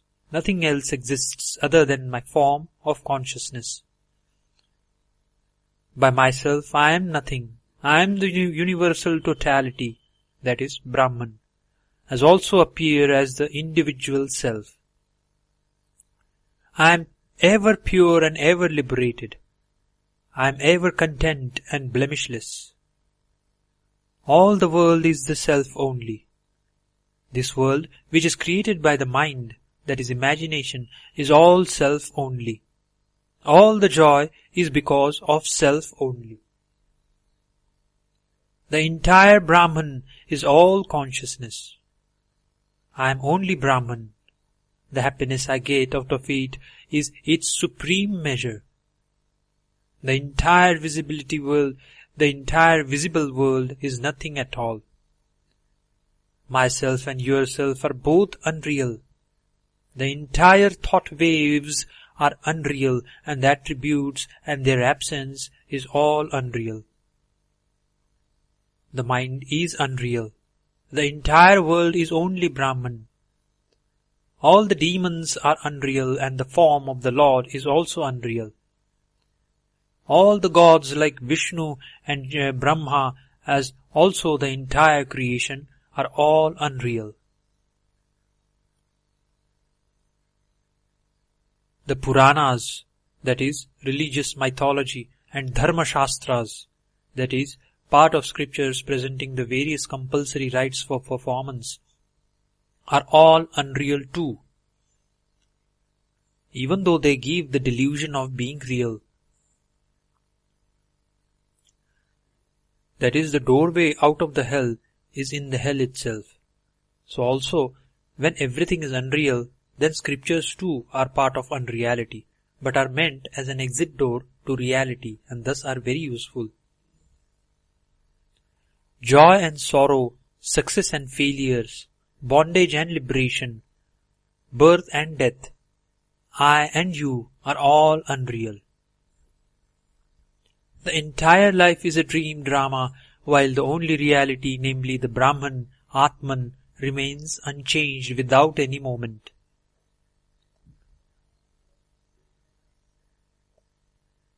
What all that seems to happen in this second dream, called the waking state, are all unreal.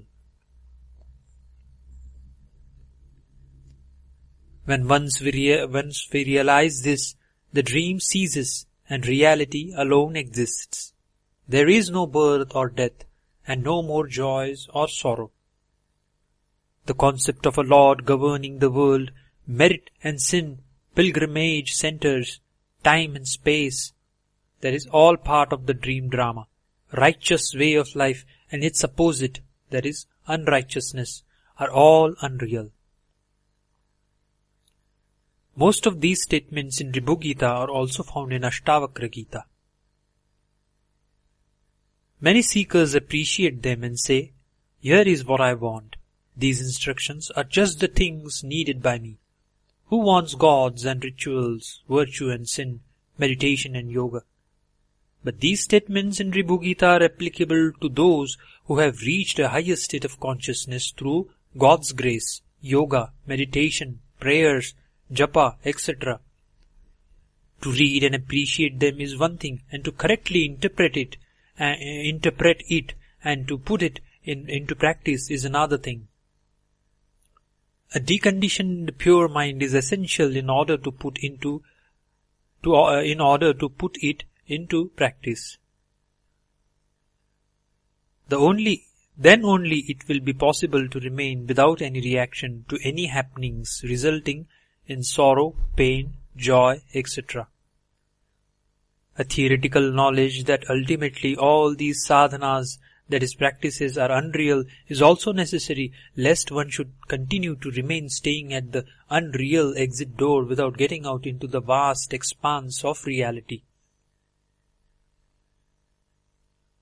The past, present, and future are unreal. Both knowledge and ignorance are unreal. There is no world apart from the Atman. There is nothing called non-self at all. Anything other than the self is all unreal, and hence not the truth.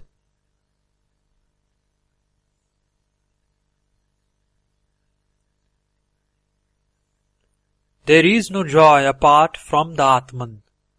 Nothing else exists apart from the Atman. There is no refuge apart from the Atman. One should always abide in the self. The man of knowledge who hears this chapter on the bliss of the Atman once becomes the Brahman himself. Here ends chapter 9.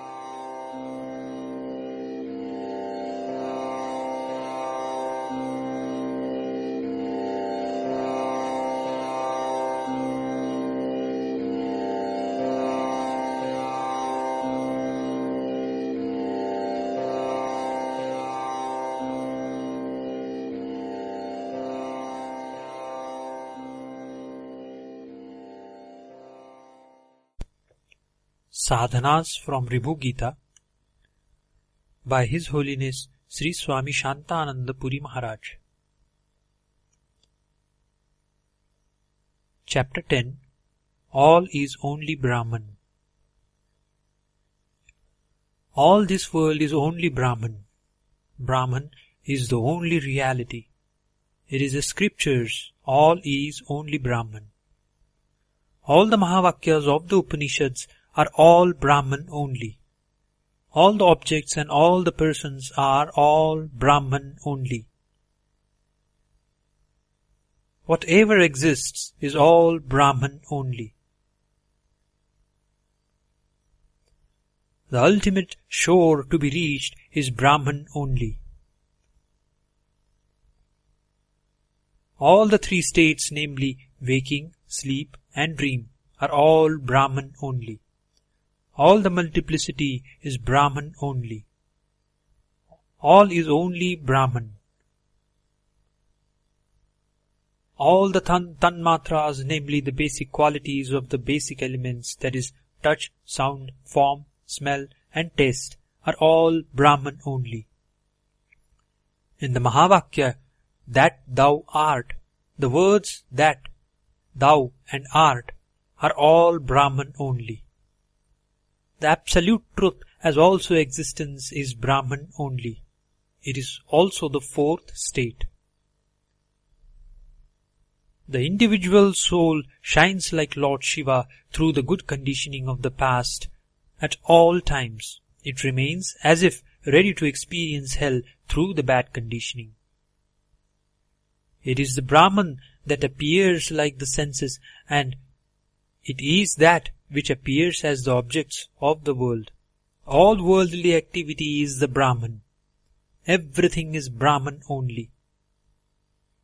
Brahman appears as the various external limiting adjuncts because it assumes various forms. When once a person realizes it all to be a delusion, nothing of this world exists in reality. The entire world is the Brahman.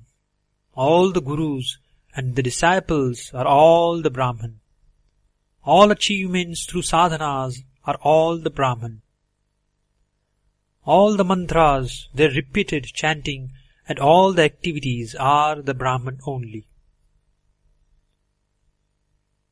Brahman alone is all that is pure. It is always easy of access. It is the truth of truths. There is nothing greater than the Brahman. There is no world apart from the Brahman. There is not even a blade of grass which is apart from the Brahman. All is Brahman alone. Any action other than the Brahman, anybody other than the Brahman, any mind other than the Brahman are all unreal. All is Brahman alone. The one who reads this chapter or expounds it to others will himself become Brahman alone at once. End of chapter 10.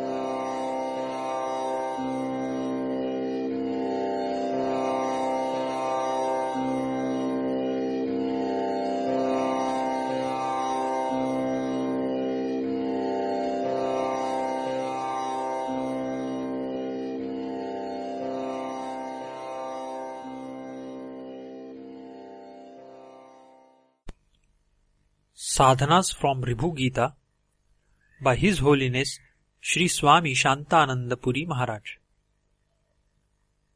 Chapter 11. Summary of all systems of philosophy.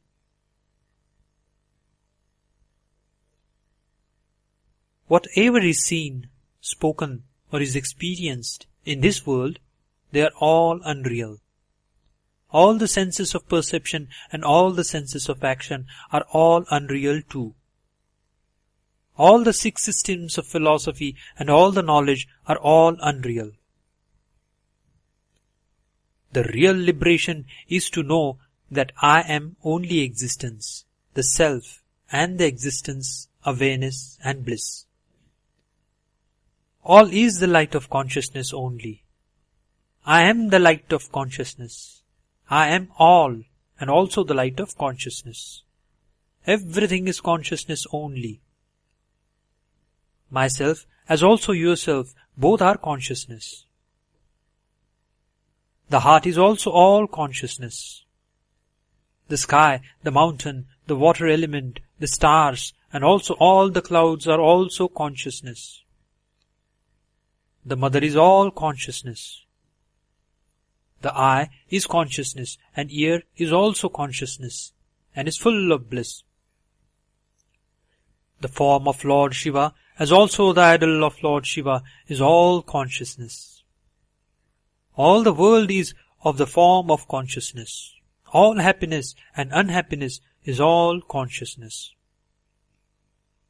The entire universe is consciousness. All the three worlds, that is the earth, the interim region of the dead, ancestors, that is Pitruloka, and also the heaven, and the ego are all consciousness. That which transcends the highest is also consciousness. The form of the heart is consciousness. The Lord of the heart is also consciousness. It is consciousness which has taken the form of the divine nectar. Consciousness is the base of all movements. The highest meditation is consciousness. It is also the greatest offering or worship. Yourself and myself are both consciousness. I am the peaceful soul who is everywhere. I am eternally there and am the pure self. I appear as multiple selves and I have no attributes. I am the eternal self and the cause of all. I only existed in the beginning when there was no world. I was also in between. I am the space of consciousness. I illumine and reveal everything else. I am the creator and the protector. I am the self who sports as the world, and I alone am. I am the purport of all Vedas. I am all thoughts. I am the body and also the pure awareness. I have no doubts. I am the immeasurable and incomparable self. I have no thoughts which involve me in activities or withdraw me from activities. I am the enlightened and the supreme refuge. I am the ultimate knowledge, easy to be attained, but at the same time very difficult to attain even by yogis or wise people. I am the self bereft of all desires and devoid of maya, that is delusion. I am the self who gets impelled to do wrong deeds, but I am untouched by the phenomenal world. There is nobody who can properly expound on this Gita. This is capable of bestowing instant liberation. One must contemplate firmly, I am the Brahman. There is no doubt about it. Then, renouncing all things, remain in silence. Here ends Chapter 11.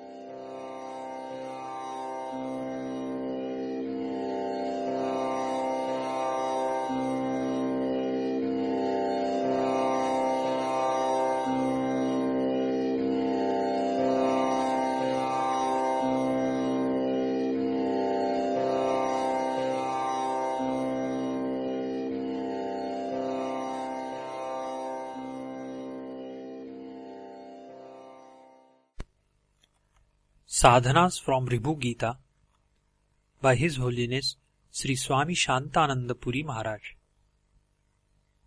Chapter 12. The Brahman and its Bliss. All is Brahman alone, and it is always full of peace. This principle alone is capable of giving instant moksha. Whatever is told in the Vedas or Upanishads, and whatever instructions are given by the Guru, it is all Brahman only. Whatever is told by the Guru, and whatever remembrance of Guru is done, and whatever be the type of yoga adapted for practice, it is all Brahman. Renouncing the mind amounts to a renunciation of all. The renunciation of the ego also is considered as renouncing all things. This sort of renouncing all is the greatest sacrifice and supreme happiness. It is the mind which constitutes the world. It is samsara, that is, the phenomenal world. The mind is always the sin. Mind alone forms various concepts. Mind is known as all. Renounce the mind, that is, destroy the mind. I am the space of consciousness, and you are also the same. This entire world is a vast space of consciousness. There is nothing else but the space of consciousness. Self alone is the sustainer of all the worlds. Self alone is the guide and guru of yourself. Self alone shines as multiple entities. The Self alone exists as the Supreme Self. The Self alone is eternal and perfect. I am only the Atman. There is no doubt in it. You and I are the Self. Everything is the Atman alone. I am the ancient being. I am the controller. I am greater than the greatest. I am the Parameshvara. That is Lord Shiva. I involve people in samsara and also take them out of it. I bestow happiness. I am the non-dual happiness itself. There is no reality other than myself. There is no consciousness apart from me. There is no other Brahman apart from me. This is all Brahman only. I am that should be the meditation. All this is told by Lord Shiva himself. Be convinced that this is the truth. Once you are convinced of it, you yourself become the Brahman. I am only the bliss. I have this knowledge only. With all effort, meditate on this, and you will be rid of the world. The entire world has never existed. The world is only a thought. Thought alone has become the world as well as the body. There is nothing called this world or other world. I alone am. I am the pure Brahman. All indeed is Brahman alone. The mind is illusory like the horns of a hare or like the son of a barren woman. Mind alone has become the samsara. Mind is the cycle of birth and death. Mind alone binds us. The mind is like magic. It is only thoughts. Mind is the great sin. I have no ego. That is the sense that I am the body. No sorrow, no defects, no joy, no intellect, no mind, and no body or senses. Being the Brahman alone, I am only myself. I have no attachment, no greed, no praise, no recollection or remembrance. I have nothing to accept or reject. I have no bondage or liberation. There is nothing either inferior to be condemned or superior. To abide in absolute silence is a holy bath. To remain in silence alone is japa. It is the worship of the Lord and it is supreme. By doing self-inquiry, be convinced that I am the Brahman. Japa or repeated chanting of mantra is only to sit in silence with the conviction, I am the Brahman. There is no doubt in it. The Vedas and its 6 limbs, that is, phonetics, grammar, prosody, etc. All the conclusions of the scriptures, the three inner sadhanas like hearing, contemplation and having the mind one-pointed are all unreal. All is Brahman. Brahman alone exists. The Brahman is all consciousness and imperishable. Here ends Chapter 12.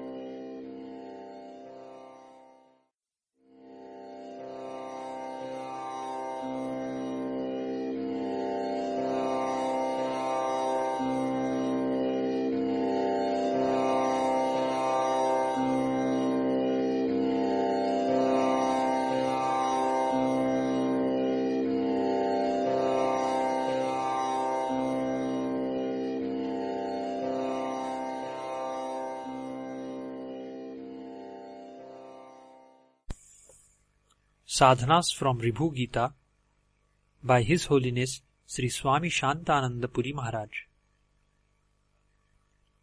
Chapter 13. The Glory of the Self and the Inferiority of the World. This experiential knowledge of the Brahman is externally easy and auspicious.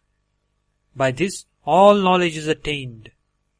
Brahman alone shines at all times. It is the greatest bliss.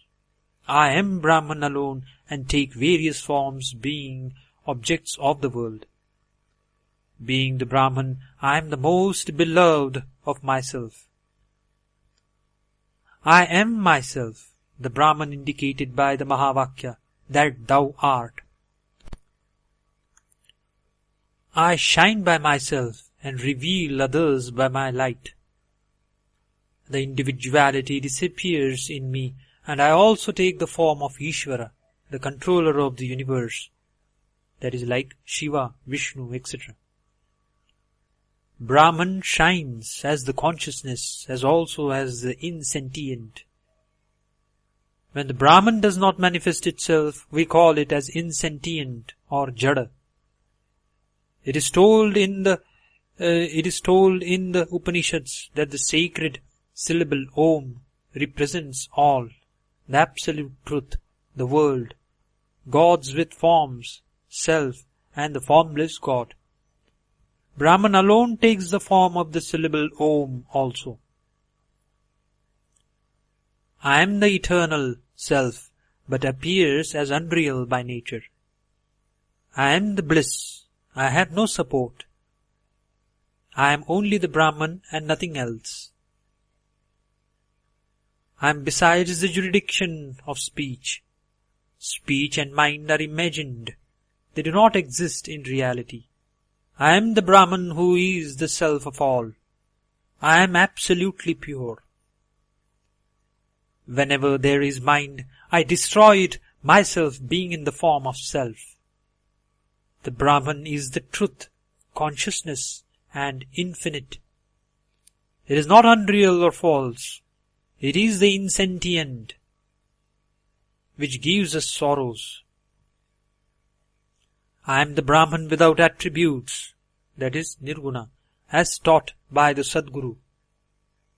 The Brahman with attributes, that is like form, compassion, etc., is the relative, that is Saguna Brahma. I am the pure knowledge embodied. Always meditate, I am the one non-dual self. My form is blemishless and pure. While meditating, remain in your being or awareness. Just remain drowned in the feeling of existence as I am. Do not add, I am a man or woman. I am a doctor or engineer, etc. Always contemplate on, I am that, I am that, I am the Brahman, I am the consciousness, I am the consciousness. It is the truth that Brahman alone is all. This world and nature are not real or true. Leave off all thoughts of the world and its objects by always thinking of the Brahman, the ultimate reality. In due course, leave off that remembrance of Brahman also, but remain firm in your nature. Then leave off that firm form also and remain all only as the self. Leave off that renunciation also as also any differentiation as I and self, etc. Envelop yourself with the self only and remain in your own self. There is no doubt that all the world is only a thought and nothing is real. All is Maya, that is delusion, and worth nothing. If we see anything other than the Brahman, it is unreal and false. All the things from the lowest to the highest are all untrue. There is neither the body nor the 5 basic elements. There is no mind either. It is all a misapprehension due to delusion. There is nothing called real or unreal. All the mahavakyas are neither real nor unreal. None of them exist. There is no doubt that I am only the Brahman. There is nothing to be grasped, nor is there anything to grasp them. They have nothing to do with the self. There is no place of pilgrimage or a holy bath. There is no God or its worship. There is no cause for birth or death. There is nothing called the truth or a true form.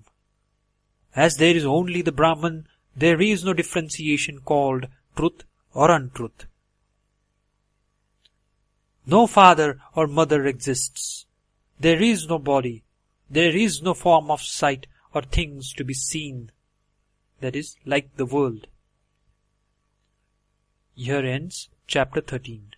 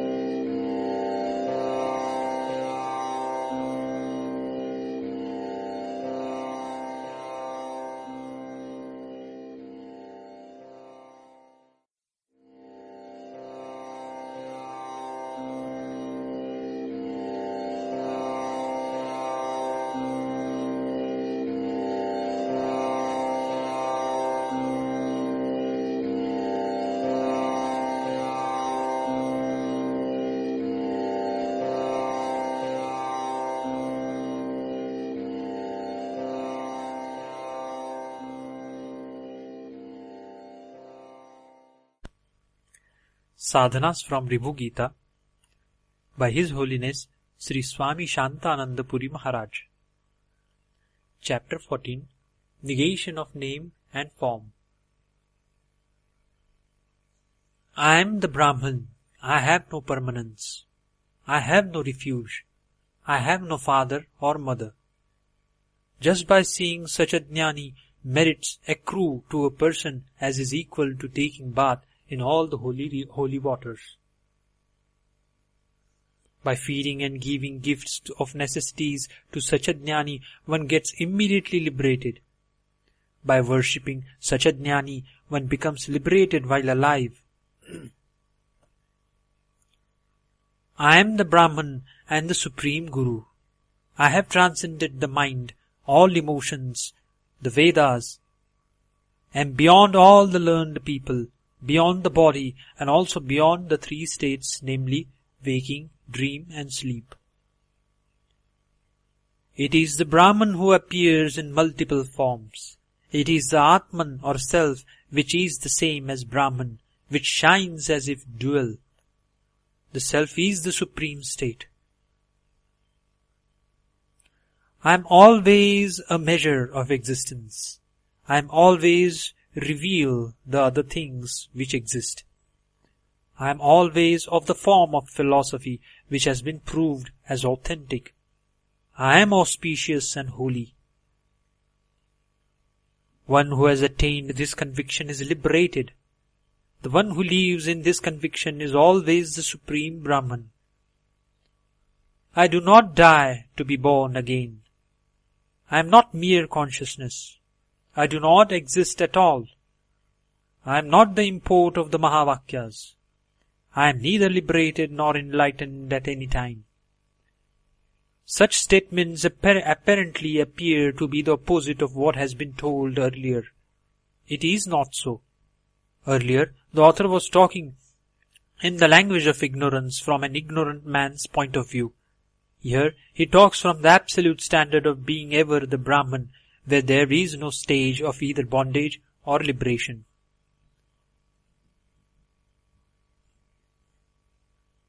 I am neither the sheath of intelligence nor the sheath of bliss covering the Atman. I am indeed the Brahman. I have no names or forms. When once we reach this stage of consciousness, we should now forget and abandon all that has been told in terms of name and form, just as we throw away a scrap of wood or unwanted stone. The names and forms are required till we reach a high state of consciousness. All the 5 basic elements like earth, fire, water, etc. are unreal at all times. Duality is adapted at the time of instructing a disciple. It is not there ultimately.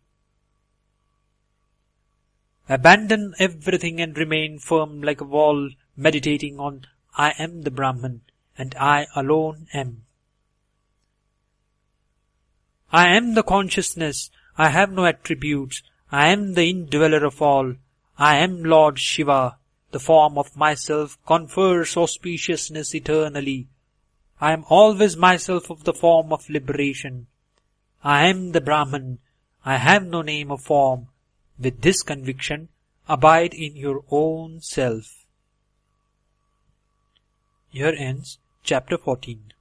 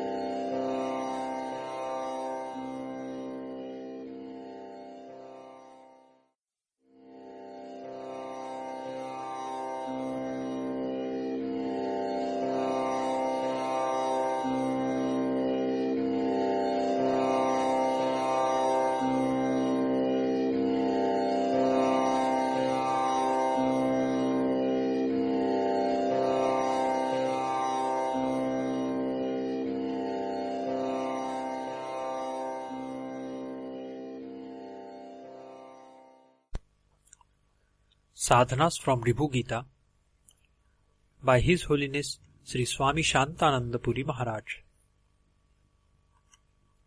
Chapter 15 Secret Instructions.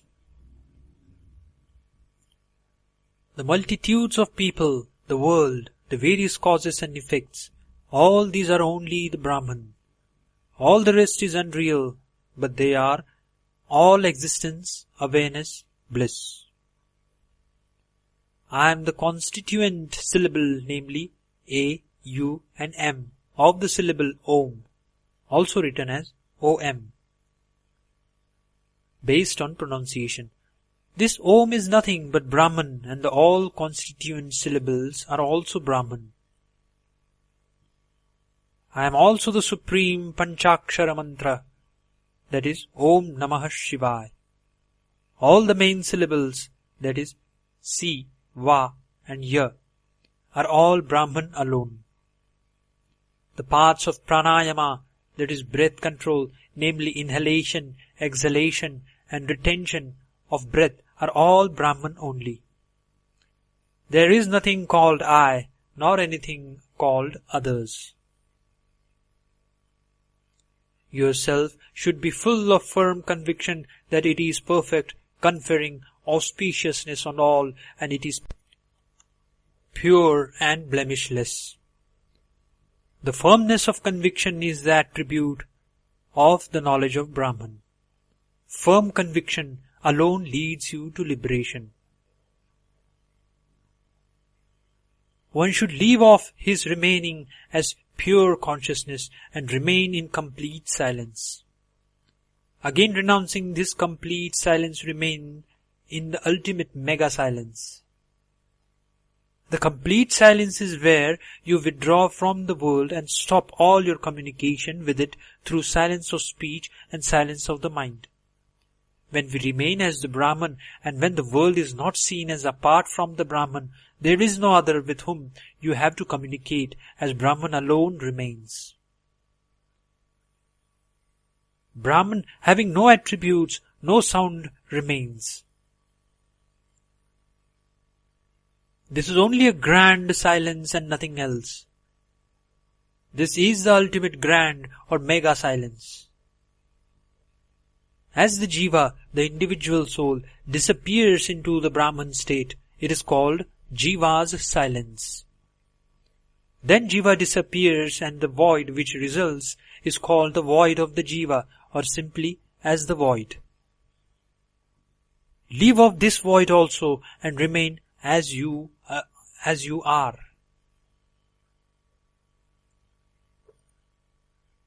Anything beyond this state is indescribable and inconceivable. Nothing can be seen and nothing can be told. All is existence, consciousness, bliss. It alone is. The individual soul is nothing but existence, consciousness, bliss. As all is one consciousness, differences in gender as man or woman is not recognized on this path. Even a Brahmin, though he might have studied the Vedas, is not considered as a Brahmin, that is the highest caste, unless he possesses the knowledge of Brahman. Brahman alone is the thread that links those who are after liberation. The secret as expounded in this portion has not been told by anybody else except Lord Shiva to Ribhu. There is nothing like I or mine at all. There is also nothing like I am a jnani, that is, one who knows the final truth. I am pure, I am the form of Brahman, the bliss who was never born. These truths are my firm convictions which I will tell only once to the disciple who is intent on Brahmabhyasa, that is, a practice where one goes on remembering the Brahman. I am bereft of time and timelessness, self and non-self, and also achievement or non-achievement. I am all void and imperishable. I am the tenet of philosophy and utterly blemishless. There was never a time when I was bound, and hence never liberated. Having been convinced in this manner, at all times remember, I am the Brahman. By this alone you will certainly be liberated. I am the Lord Shiva. I am all consciousness. I am always auspicious. I am of the form of existence or being. I am liberated and beyond any words. That is, I cannot be described in any words. This is unhappiness. This is happiness. This world shines. I do not shine. I do not exist. All these things are not in me. I am pure consciousness, bereft of everything. I have no body at all, gross, subtle, or causal. This Brahman cannot be recognized as this, I, or by any attitude. When no doubt is left, the state of feeling I am the Brahman is reached. Blessed with this feeling, let you be happy when all doubts are set at rest. Let me leave the company of all and be merged in the Self. Here, leaving all company means the conviction that I am the Brahman. Then automatically you are rid of the company of all other thoughts. The conviction that I am not the body, nor the vital breath, that is prana, nor the pair of opposites like joy and sorrow, heat and cold, etc. But I am the ultimate truth. The Supreme Self is called Satsanga.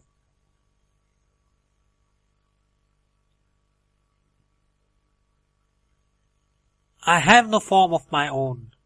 I am bereft of any thoughts or anxiety or concern. I am only you, that is the totality. To remain in this feeling is the real Satsanga. I am bereft of all thoughts. I am beyond the form of death. I am the infinite being which has no limitations. By thus contemplating on the Self at all times, we become happy and there will be no more rebirths. One becomes instantly liberated. By coming into a firm conclusion that all is Brahman, one goes into both Savikalpa, that is differentiated Samadhi state, as also the Nirvikalpa Samadhi, that is undifferentiated superconsciousness state.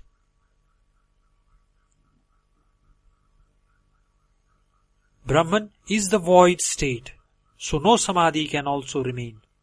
When we get into Samadhi state due to the dispassion, that is Vairagya, this state of detachment results only due to the absence of ego, that is, considering the body as I. This sort of the state is the state of a Jivanmukta, that is, one who is liberated while alive. Leave off all thoughts including the one that I abide in the void. Do not also think that I am not abiding in the void. Forget your own existence. Leave off the thought that I am the consciousness or existence. Finally, leave off this renunciation also.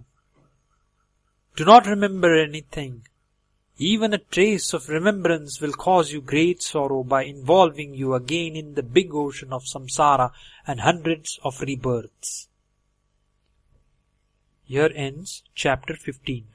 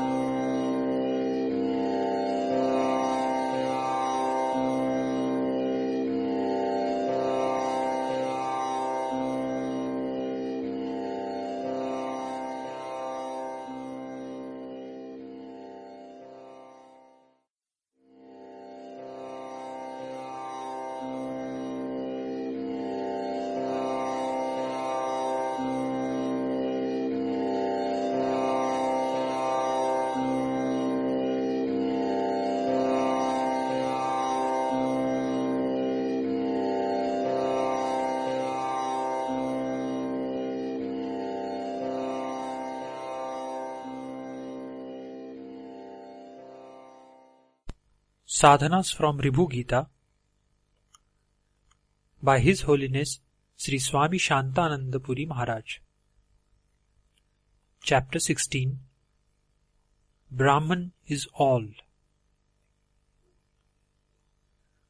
The entire body is all consciousness, including the gross, subtle and causal body.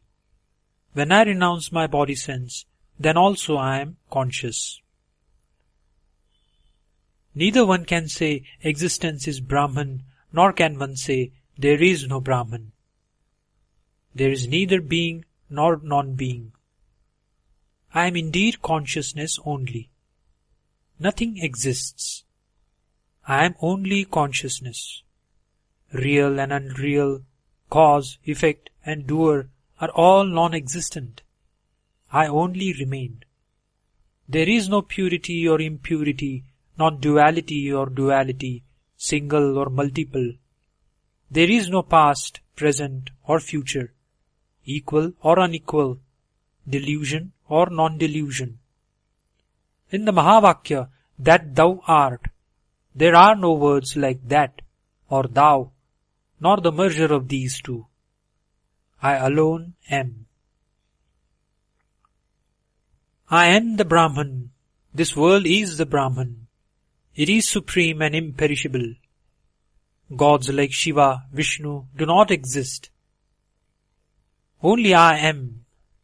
Nothing else exists on its own. The form seen by the eyes and sound heard by the ears is all Brahman. Nothing else exists. All is Brahman only, with the attributes of existence, awareness, bliss only. The entire world is only consciousness and bliss. Nothing remains separately. I alone am. The things created by a cause, whatever remains unmoving and silent, whatever is eaten as food by the body, whatever is perceived through the senses, whatever rituals and rites are prescribed in the Vedas, whatever hypothesis is put forth in the Shastras, the various concepts like the Creator, the categorization into 4 categories of Jivanmuktas, the conviction that I am the Brahman, the idea that I am consciousness, the concept of Mahamaya, that is the great delusion, the conviction about the great void, the concept of a grand world, all these have no existence of their own. They are all Brahman only. All duality, as also all sorrows, are all imaginations of the mind only. Myself, all the three worlds, whatever is chanted mentally and all talks are all Brahman alone. The mantra that nothing at all exists and all is Brahman is the best of all mantras. The conviction that all is Brahman is equal to the elaborate worship of Lord Shiva. It is the best renunciation. It will liberate us of all body sense. Heaven and hell are delusive imaginations. Brahma, Vishnu and Shiva are all an illusion. Their worship is also delusory. The various divisions of caste, that is Brahmin, Kshatriya, the warrior, etc., and also the division like a celibate, that is Brahmachari, monk, etc., are all illusory. I am the true consciousness. All else is non-existent. By proclaiming it, you will be immediately liberated. What all has been told in this text so far are all non-existent, but the moment it penetrates your mind, you will get the conviction that Brahman alone is. The remaining portion of the chapter 26 of Ribhu Gita, which has been specially praised as the most important by Bhagavan Ramana. It has been titled in the text as the mind filled with the divine nectar of knowledge. I never existed, nor was there the imperishable being who transcends all the supreme. It has no interior or exterior. There is no determination to do something. There is neither all pervasiveness, nor limitedness, nor japa, etc. There is no master or disciple, no permanence, no good or bad, neither one nor many forms, and neither liberation nor bondage. There are no senses or sense objects, neither any doubt or conviction, neither up nor down, no attributes, neither joy nor sorrow, and nothing secret.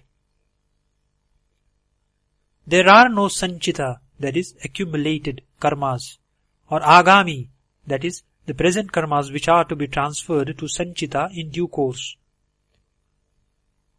There is no ignorance, no knowledge, no dullard or no man of wisdom. There is no life or death, neither contentment nor anything enjoyable. There is no satsanga or bad company, no Brahman, no inquiry, neither practice nor any speaker, no holy bath or places of pilgrimage. There is no merit or sin, nothing related to oneself or interpersonal or an act of God. There is nothing worthy of condemnation, neither the earth nor the nether world. There is no success or failure. There is no fear. There is no love or a quick death. There is nobody guilty. There is no delusion of scriptures. There is no sattvaguna, rajoguna or tamoguna. There are no different genders like a man or woman or a eunuch. There is no praise or abuse. There is no individual soul or control of mind. There is no childhood or youth, none related to us or not, no friend and no brothers. There is neither deep sleep nor the fourth transcendental state. This is the supreme Brahman, known also as the divine nectar of knowledge. I neither had any past births, nor am I subject to rebirths in future. There is no talk of being consciousness alone, no implied duality in saying I am Brahman or I am consciousness. There is nothing open or hidden. There is nothing big or atomic. There is no thought of the indivisible nature, no arising of any thoughts, and no destruction of all thoughts. There is no question of having thousands of thoughts one after another. There is no question of their getting destroyed moment by moment.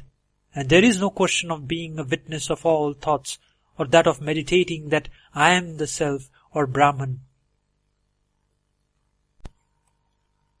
There is no world or mind, no movement of activity. The one who lacks in this knowledge of the Self is a great sinner and is subject to severe diseases. There is no doubt that I am the Brahman. The knower of the Self lives in the essence of indivisible unity. He gets the firm conviction and experience that all is Brahman, the nectar of ultimate knowledge filling up the practitioner's mind. Here ends Chapter 16.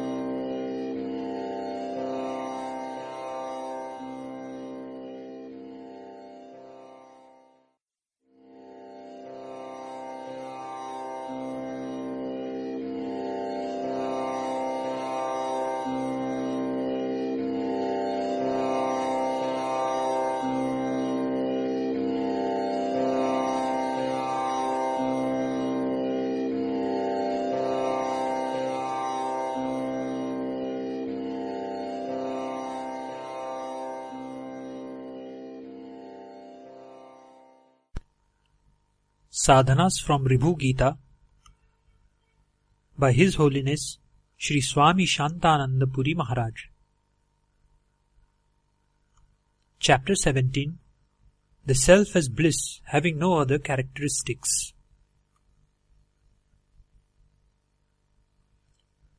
The bliss of the Brahman has no cause and effect. It is eternal. I derive no joy from the objects of the world, and I reveal the unreality of the worldly happiness. I transcend the bliss one gets from the stage of no mind, that is, no thought. I am the bliss which comes from all, the undiminishing bliss, the bliss of consciousness, the imperishable, the bliss of the only reality, the supreme bliss, the instantaneous bliss, and the one higher than the highest. I am the bliss which comes from the sacred sound of Om, the great bliss, the bliss of consciousness, which is second to none, the Self which is void of bliss or non-bliss, bereft of bliss, arising from the differences in objects. I am the Brahman not subject to birth and death. On account of this firm idea, I am fully peaceful. I am the innermost of the innermost. I am peaceful with the idea, I am Lord Shiva. Then I graduate to the idea that I am the Self. I am of the eternally pure form. I am the embodiment of consciousness. I am without a beginning or end. I have no duality either in the beginning or at the end. I am the Supreme Brahman. I am what I am. Thus, always thinking, remain happy in your own pure self. Be happy, be happy, be happy eternally. You are not different from the Vedas. There has never been an imagination. There is nothing called the mind. Mind exists as also is non-existent. This is because existence is the truth, but the forms of existence are false. So we cannot say that the world exists. I am the unlimited, that is, infinite one. I am always permanent. I have no thoughts. I am the Sadguru, that is the Guru who is the ultimate existence. I have no bodies. I have no activities. I am all the mantras. I am always highly peaceful. I am beyond all the inner faculties. I live reveling in myself in the holy place of the Atman, in the holy waters in the attractive bliss of the Atman, knowing well that I am the Self. I am the Self, I am the Self, that I am. I am not worldly, I am the Self of all. I am the Atman at all times. I am the eternal Self. Thus meditate on this always and you will achieve your goal. The goal is ready there as the consciousness. Here ends chapter 17.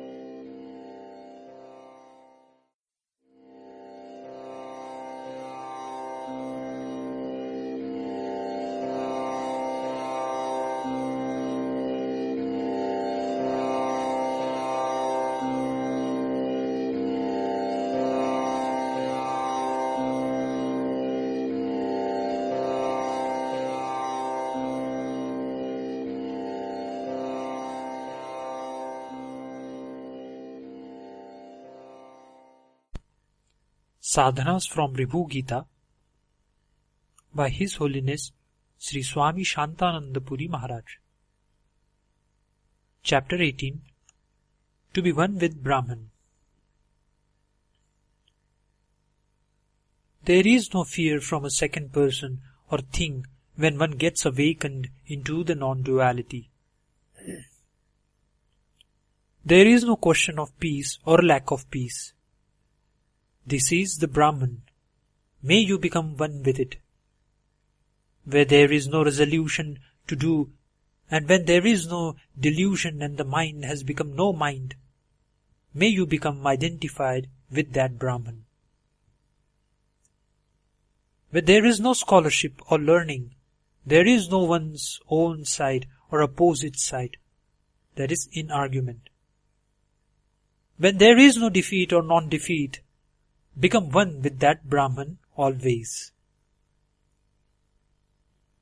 Where there is no resting after getting liberation, where there is no form of bondage, where there is nothing called a permanent knowledge, become one with that Brahman only. When there is no dispassion, no misapprehension of Shastras, and where you remain as your own self, be always one with that Brahman.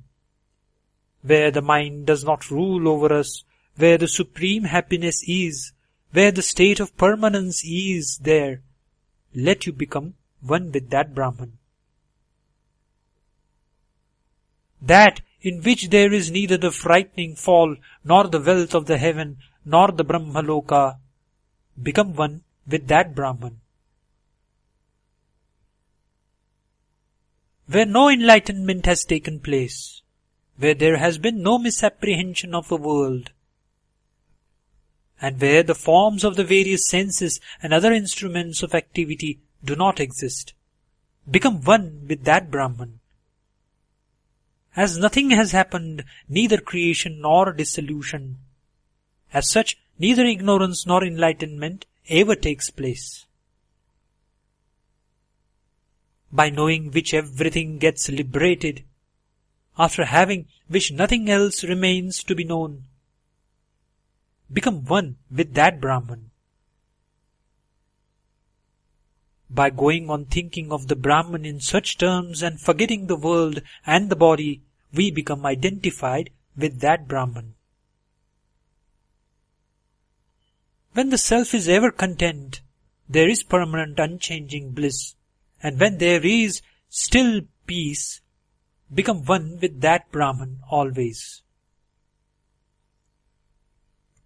Where everything is in the form of consciousness only, where the bliss is flowing like an ocean, and where the Supreme alone reigns, be one with that Brahman always.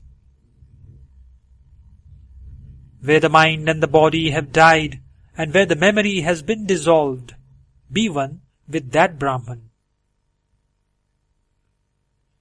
Drowned in whom all efforts cease, drowned in whom one no longer sees the world, and drowned in whom there is no more birth or death, be one with that Brahman. Where the Supreme Brahman alone reigns, where the Supreme Self alone remains, and where the peace of having achieved the highest goal remains, become one with that Brahman.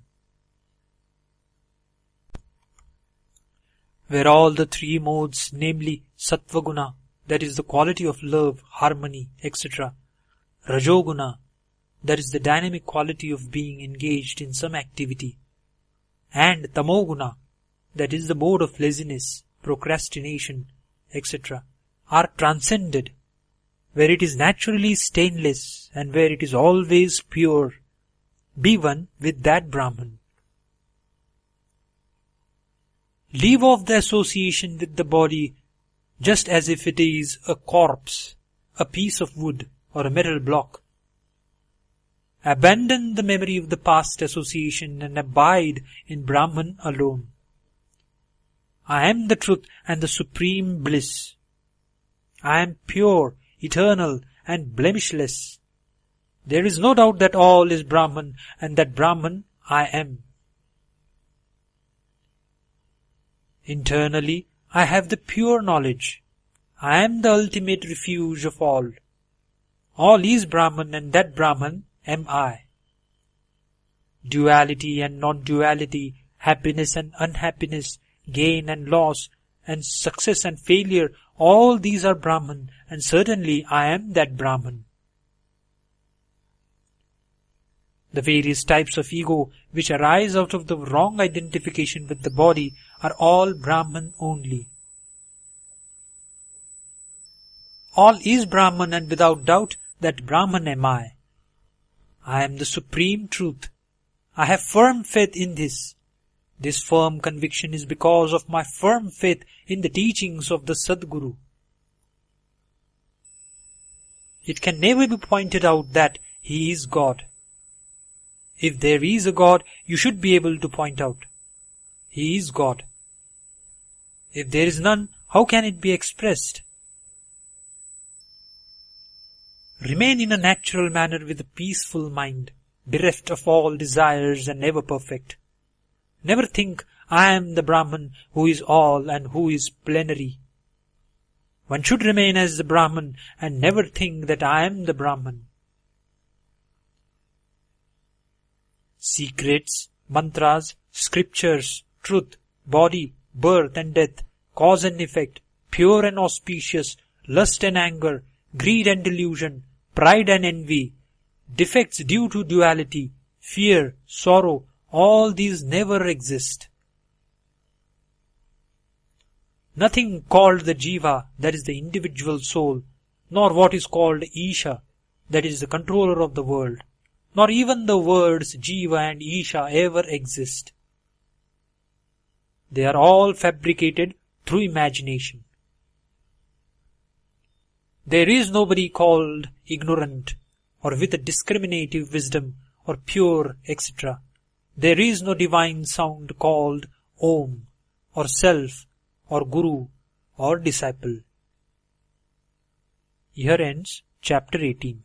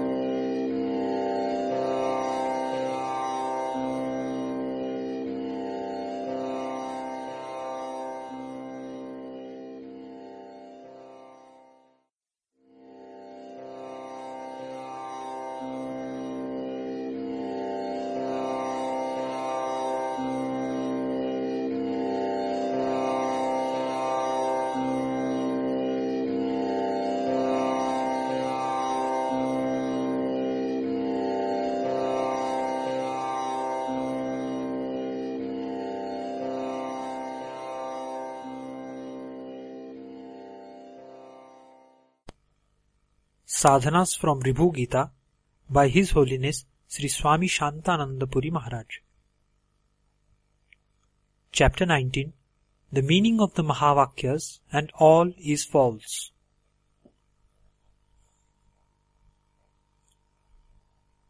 There are 4 important mahavakyas, axiomatic mega-statements, each one from one of the 4 Vedas, that is Upanishads. The first is Prajnanam Brahma, that is consciousness is Brahman. My innermost consciousness is Brahman and the entire world is only knowledge.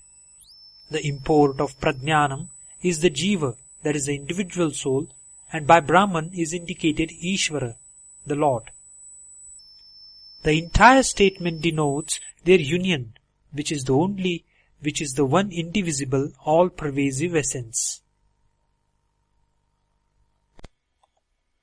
To remain in the one thought of the indivisible form is called Jivanmukti, that is, liberation while alive.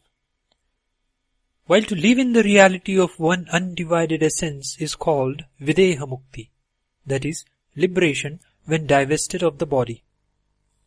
The subtle difference between Jivanmukti and videhamukti is a matter of controversy among philosophers, as told earlier in this book. The mind which abides in the Brahman as the Self is defined as being in the undivided essence, that is, akhandaika rasam. What is undivided essence? Just as salt dissolved in water becomes indivisibly one with it, that is, and the salt cannot be separated, so is the one undivided essence when we get merged with the Brahman.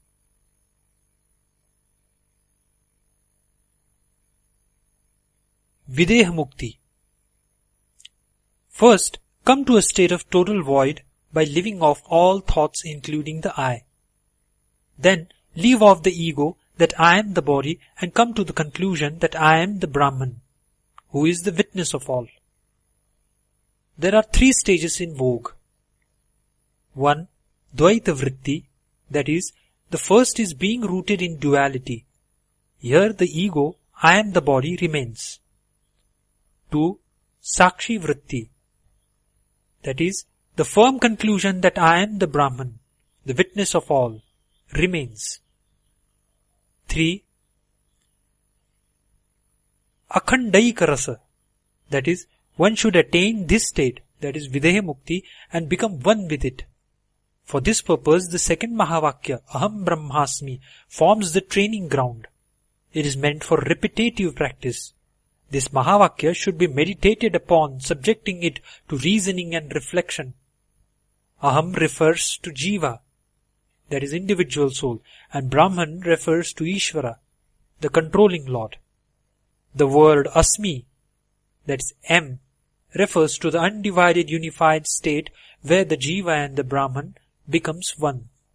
Living off the 3 words of the Mahavakya and the mind attaining the state of undivided essence is the characteristic of videhamukti. One should now continuously meditate on the Supreme Self that, without doubt, I am the Self, the undivided essence. The third Mahavakya is Tattvamasi. Here, Tat represents the Lord, that is Ishvara, and Tvam represents the Jiva, or individual soul. Asi represents the unified state of the undivided essence. In one categorization, the first Mahavakya is called Lakshana Vakya, a statement which gives the characteristic of the Brahman, while Aham Brahmasmi is Anubhava Vakya, a statement of actual experience. Tattvamasi is called Upadesha Vakya, where the Guru gives the instruction. The Guru tells the disciple, you are Brahman. You are the undiminishing consciousness. You are existence, consciousness, bliss. You have the conviction that you are the one with the indivisible essence. The one who tells his disciple in this manner is the Supreme Guru. The disciple who gets the conviction that I am Brahman becomes the Supreme Self. the one who says, "You are the Brahman," is your Guru. As thus, you are the Brahman, you are the Sadguru too.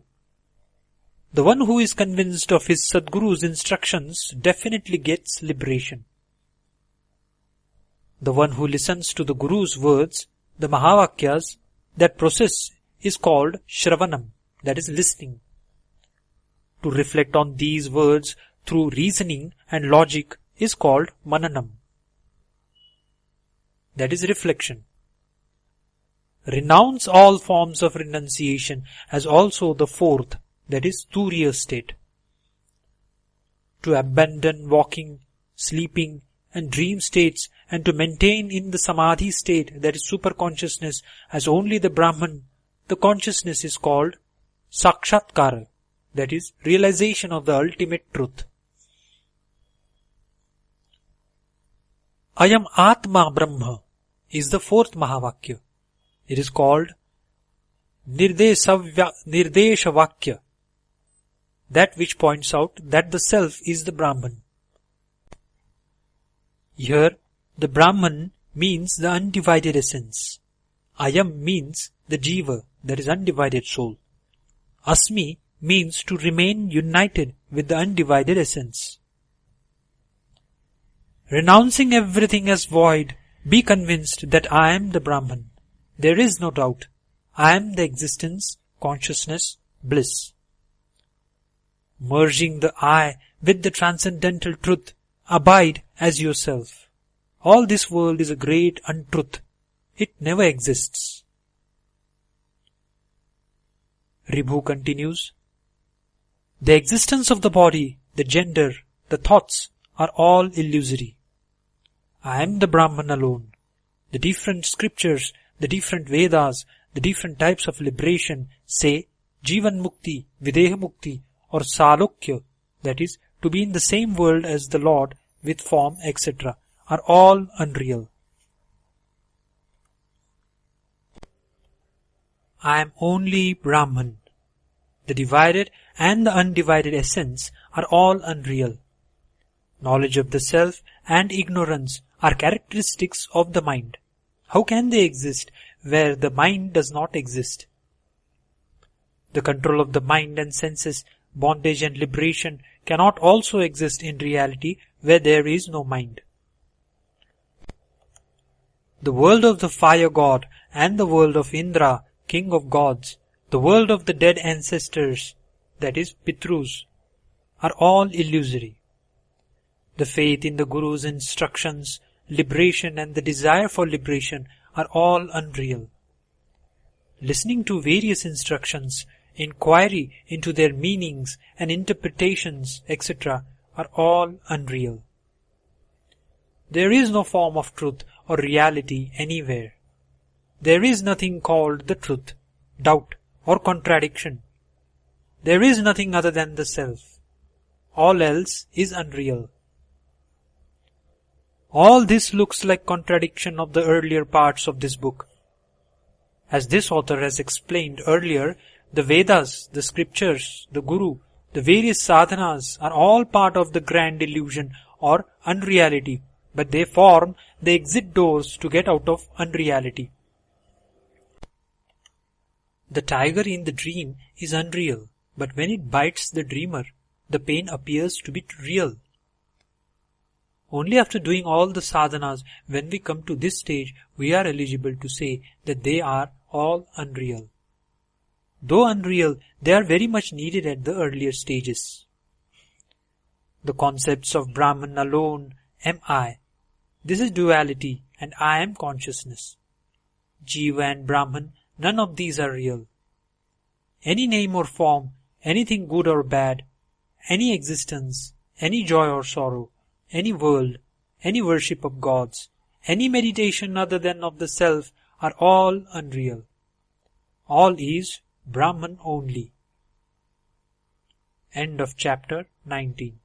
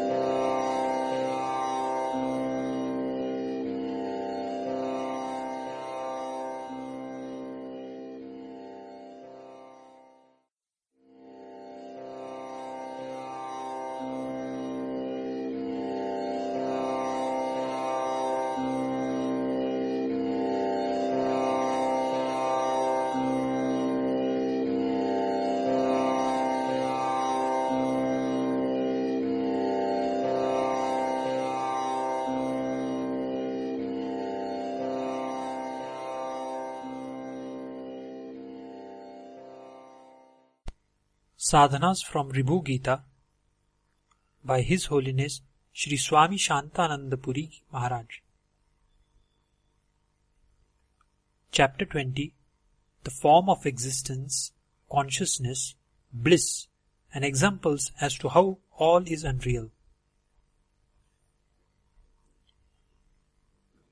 I am only the Self, the Para-Brahman. I am only the state of existence and bliss. This world was never created. I am indeed the Self and am not unreal.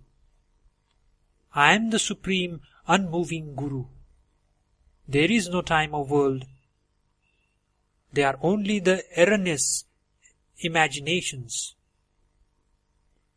I am the non-dual bliss. I am inexhaustible and great. All is only the stainless Brahman. I am the only light. I am bereft of accomplishment or failure.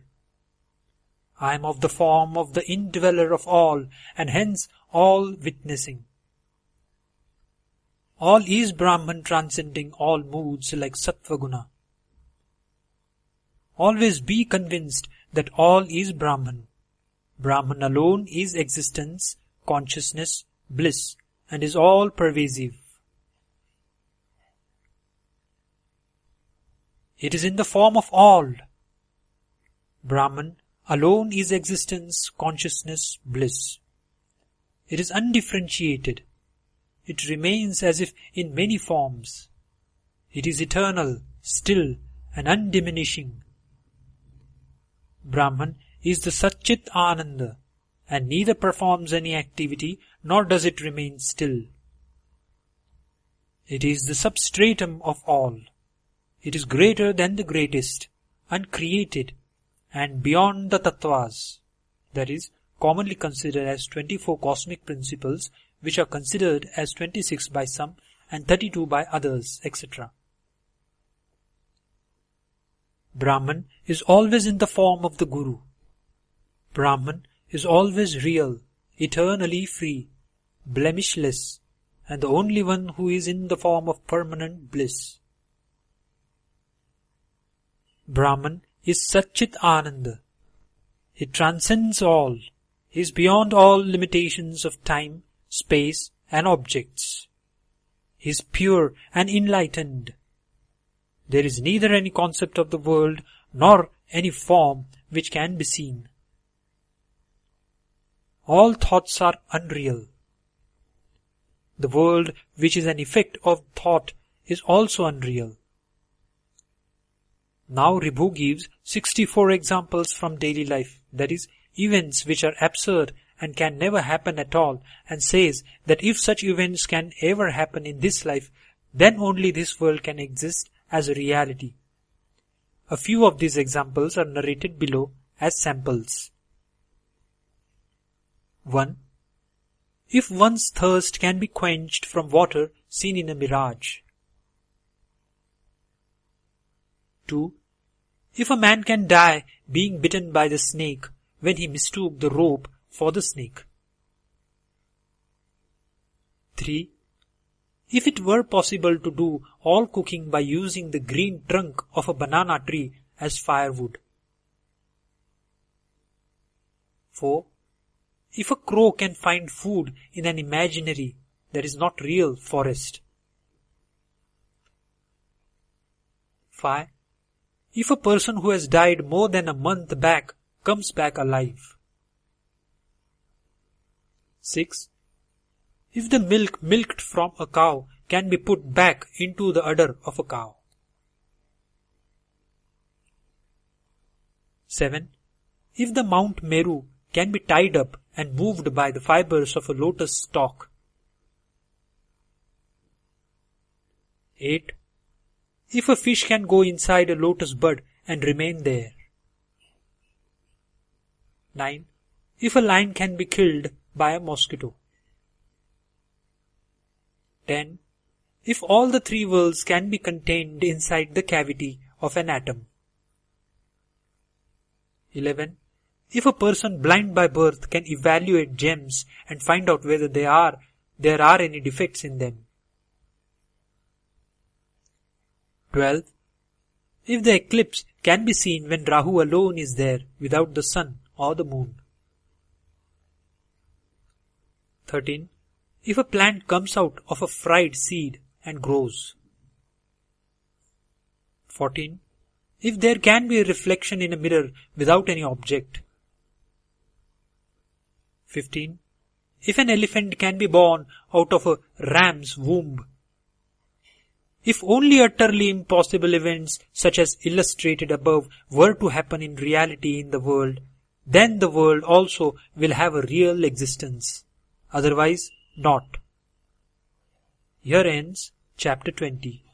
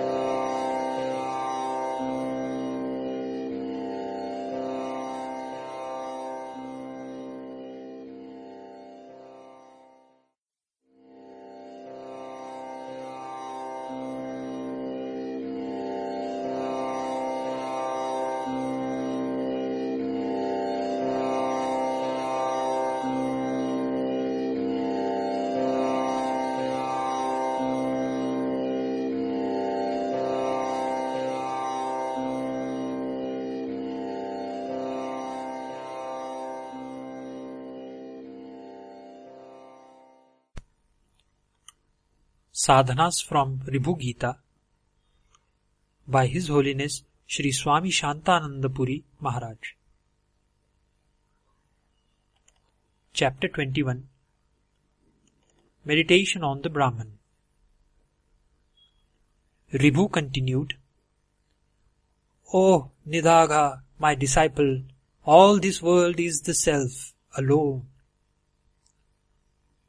I am the Supreme Self who can never be harmed. I am free from all thoughts and bereft of all joys of the world, that is, which are unreal. I am the embodiment of time, action, world, duality, the seer and seeing. I am just consciousness, ever free. I am not a limited individual soul and have no bondage. There is no sadhana called Shravanam, that is listening, and there are no 6 signs or formulae for interpreting a sentence or a verse. No such world as the one we see exists. Our failure to inquire into the reality of the world involves us in great sorrows and fear. There is no existence of an individual soul, that is Jiva, or a world or a grand illusion called Maya, and of any differences between the Guru and the disciple. Brahman alone is the entire world. There is nothing else other than the Brahman. All this multiplicity represents the various forms assumed by the Atman only. Duality is all false. The mind, that is thoughts, is the only phenomenal world and there is no other world. If the thoughts are destroyed once for all, never to rise up again, the world also gets destroyed. Mind and the thoughts alone form the world, and they have taken the form of the ego, that is, I am the body.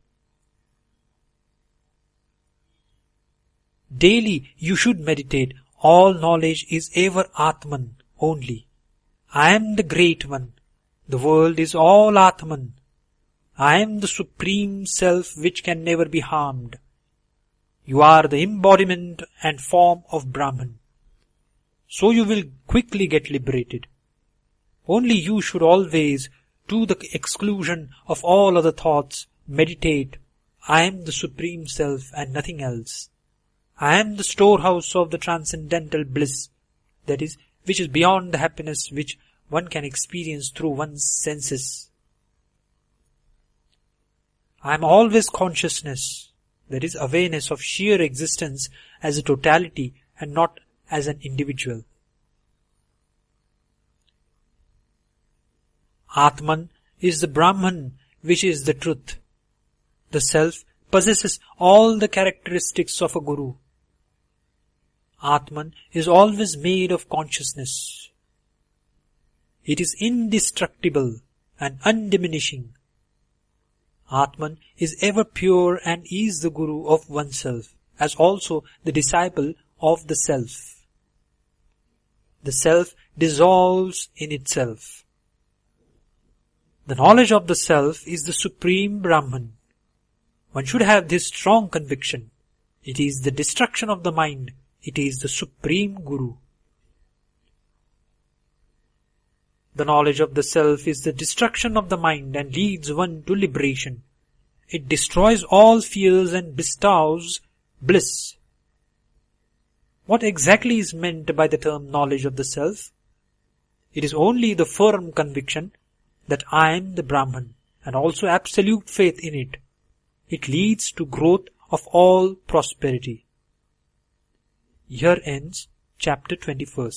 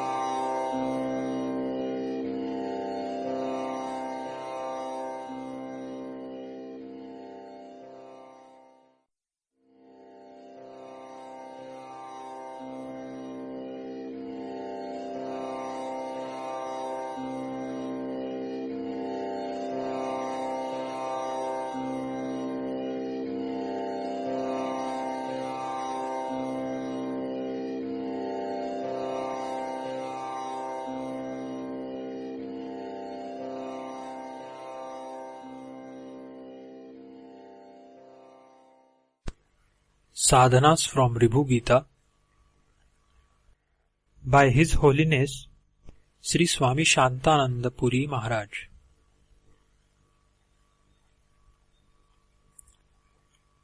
Chapter 22.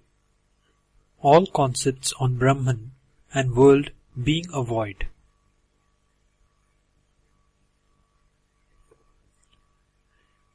In the Ribhu Gita, many things are repeated many times.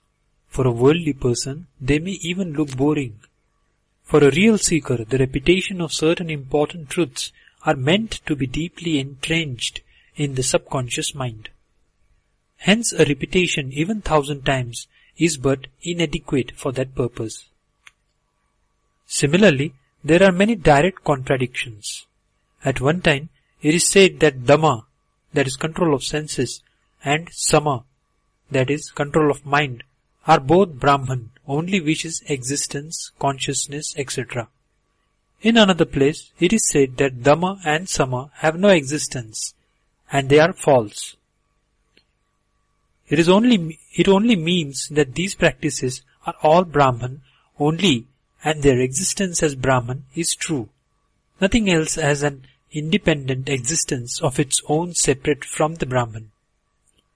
All those forms which make them look separate are all false from the ultimate point of view. This entire world looks as if it is something to be seen because of the conditioning of the mind. It does not exist in reality.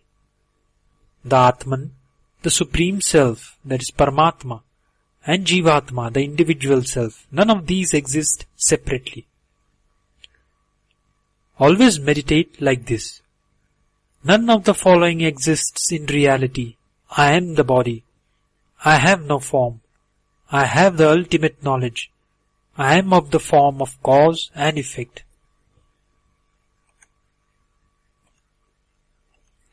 Whatever happens in the world, whatever sadhanas are being done, whatever is without an end and meditation on the Brahman are all created by the mind. That is, the thoughts. This entire world can be considered either as a product of the mind or as Brahman. The knowledge of the self is the supreme Brahman. The nearest sign or symbol of the Brahman being Om, the japa or the repetition of Om bestows one with bliss. In the absence of anything other than it, the self alone is conducive of the good of the self. It is the self which puts the end in delusion. There is nothing other than the self. Self-knowledge is the supreme Brahman. It is the happiness beyond all happiness. There is nothing greater than self-knowledge. There is nothing to be remembered other than the self-knowledge. All is Brahman. You are yourself the Brahman. At all times you have to come to this firm conviction. The conviction that I am the Brahman is the greatest liberation. By this only one accomplishes all the duties which one has to do in this life. This is the bliss of all times. I am the Brahman. This alone will destroy all the bondage, no doubt. I am the Brahman. This alone is the conclusion of all systems of philosophies. I am the Brahman is the final conclusion of all the mahavakyas of the Upanishads. This is also the conclusion of Shaiva Siddhanta. This is the conclusion of Narayana, that is, Dvaita philosophy. The teachings of gods and all masters. This represents the essence of the teachings of all philosophies. This is the experiential wisdom. All the following things should be renounced, and one has to steadily abide in the self. 1. The eternal experience of bliss and the world created by the mind. 2. The idea of existence such as this or I am or the world is. 3. One's delusion that one is an individual and one's own birth and death. 4.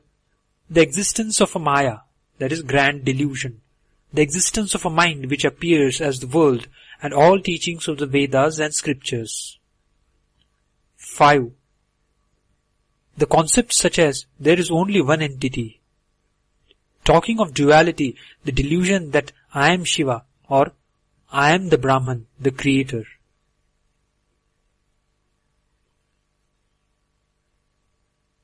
6. Everything exists or does not exist. 7. The world is full of sorrows or is full of happiness, is real or unreal, or is of duality or non-duality. 8. Whether the world is as per the Vedas or as per other scriptures. 9. Whether the world is full of evil or righteousness. 10. All this world does not exist. All is only Brahman. 11. Adoption of silence and silent activities. 12. That which is to be grasped, that which is to be abandoned. 13. Desires, anger, greed and all hypocrisy. 14. Inquiry into the true significance of the Mahavakya, that thou art. One should leave all things like the ones illustrated above and steadily abide in the Atman. Leave off all concepts fabricated by the mind, the body sense that I am the body, all the limitations due to the ego, etc., and the various concepts as follows. 1. The duality of the japa of Om Namah Shivaya and of Narayana, the God of the 8-lettered mantra, that is, Om Namo Narayanaya. 2. The reality of the 5 types of pranas, that is, vital elan, and the assisting upapranas, the one who acts at the time of yawning, etc. 3. The joy of self-knowledge, condemning those who lack in it. The pranayama and the inquiry into the 6 spiritual centers, that is, plexuses. in the backbone. 4. Condemning or praising all objects of the world. Abandon the idea that all is Brahman and steadily abide in your own self. All the three bodies, gross, subtle and causal, are only Brahman. Realize this always, every moment. Just by hearing this chapter for 1 or half a minute even, one becomes entitled to become the Brahman. Here ends chapter 22.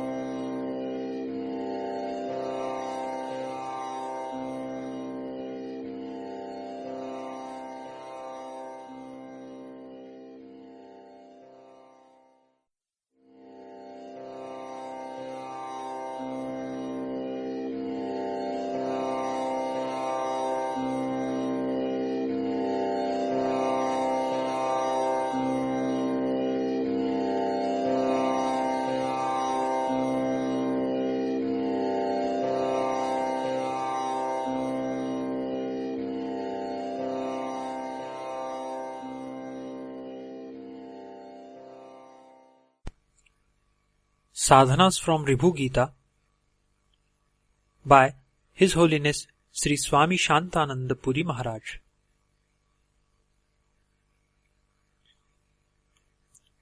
Chapter 23. Merging of All and Control of Mind.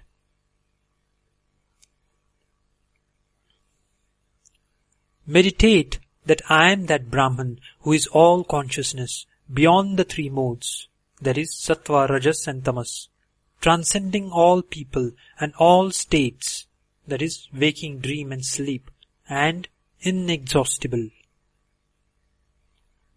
I am all pervasive and a witness. I have the conviction that I am Brahman, and I am riding on the vehicle of worldliness.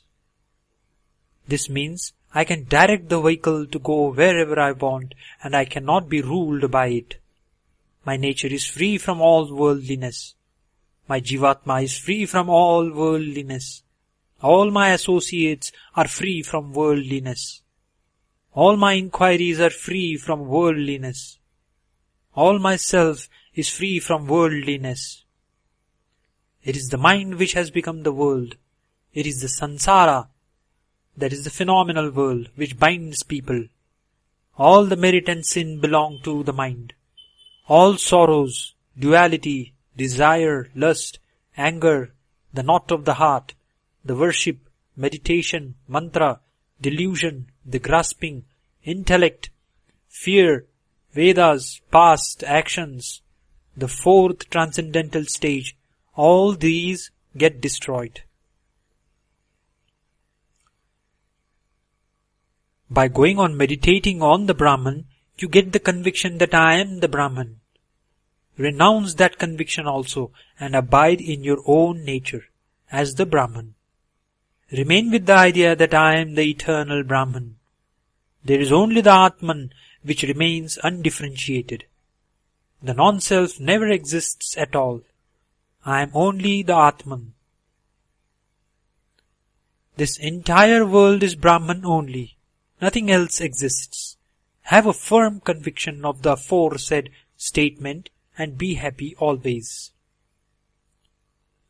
The entire world is Brahman. Now leave the word God and see and remain in Brahman alone. Similarly, after being convinced that I am the Brahman, leave off I. That is, when I is renounced, M also goes away. Then everything gets dissolved in the Brahman automatically, like a lotus falling from the hand of a sleeping person. By constant inquiry into Brahman, come to a firm conclusion that all is Brahman. All multiplicity is Brahman. Be convinced that the following is all Brahman. 1. The attitude of I. 2. The discrimination between the permanent and the impermanent. 3. The appearance and absence of objects. 4. The divisions of merits and defects. 5. The experience that I am liberated. 6. Time and timelessness. 7. The experience that I am an individual soul. 8. The concept or understanding that all is Brahman. 9. The statement that none of the objects of the world are real. 10. Worship of other deities. 11.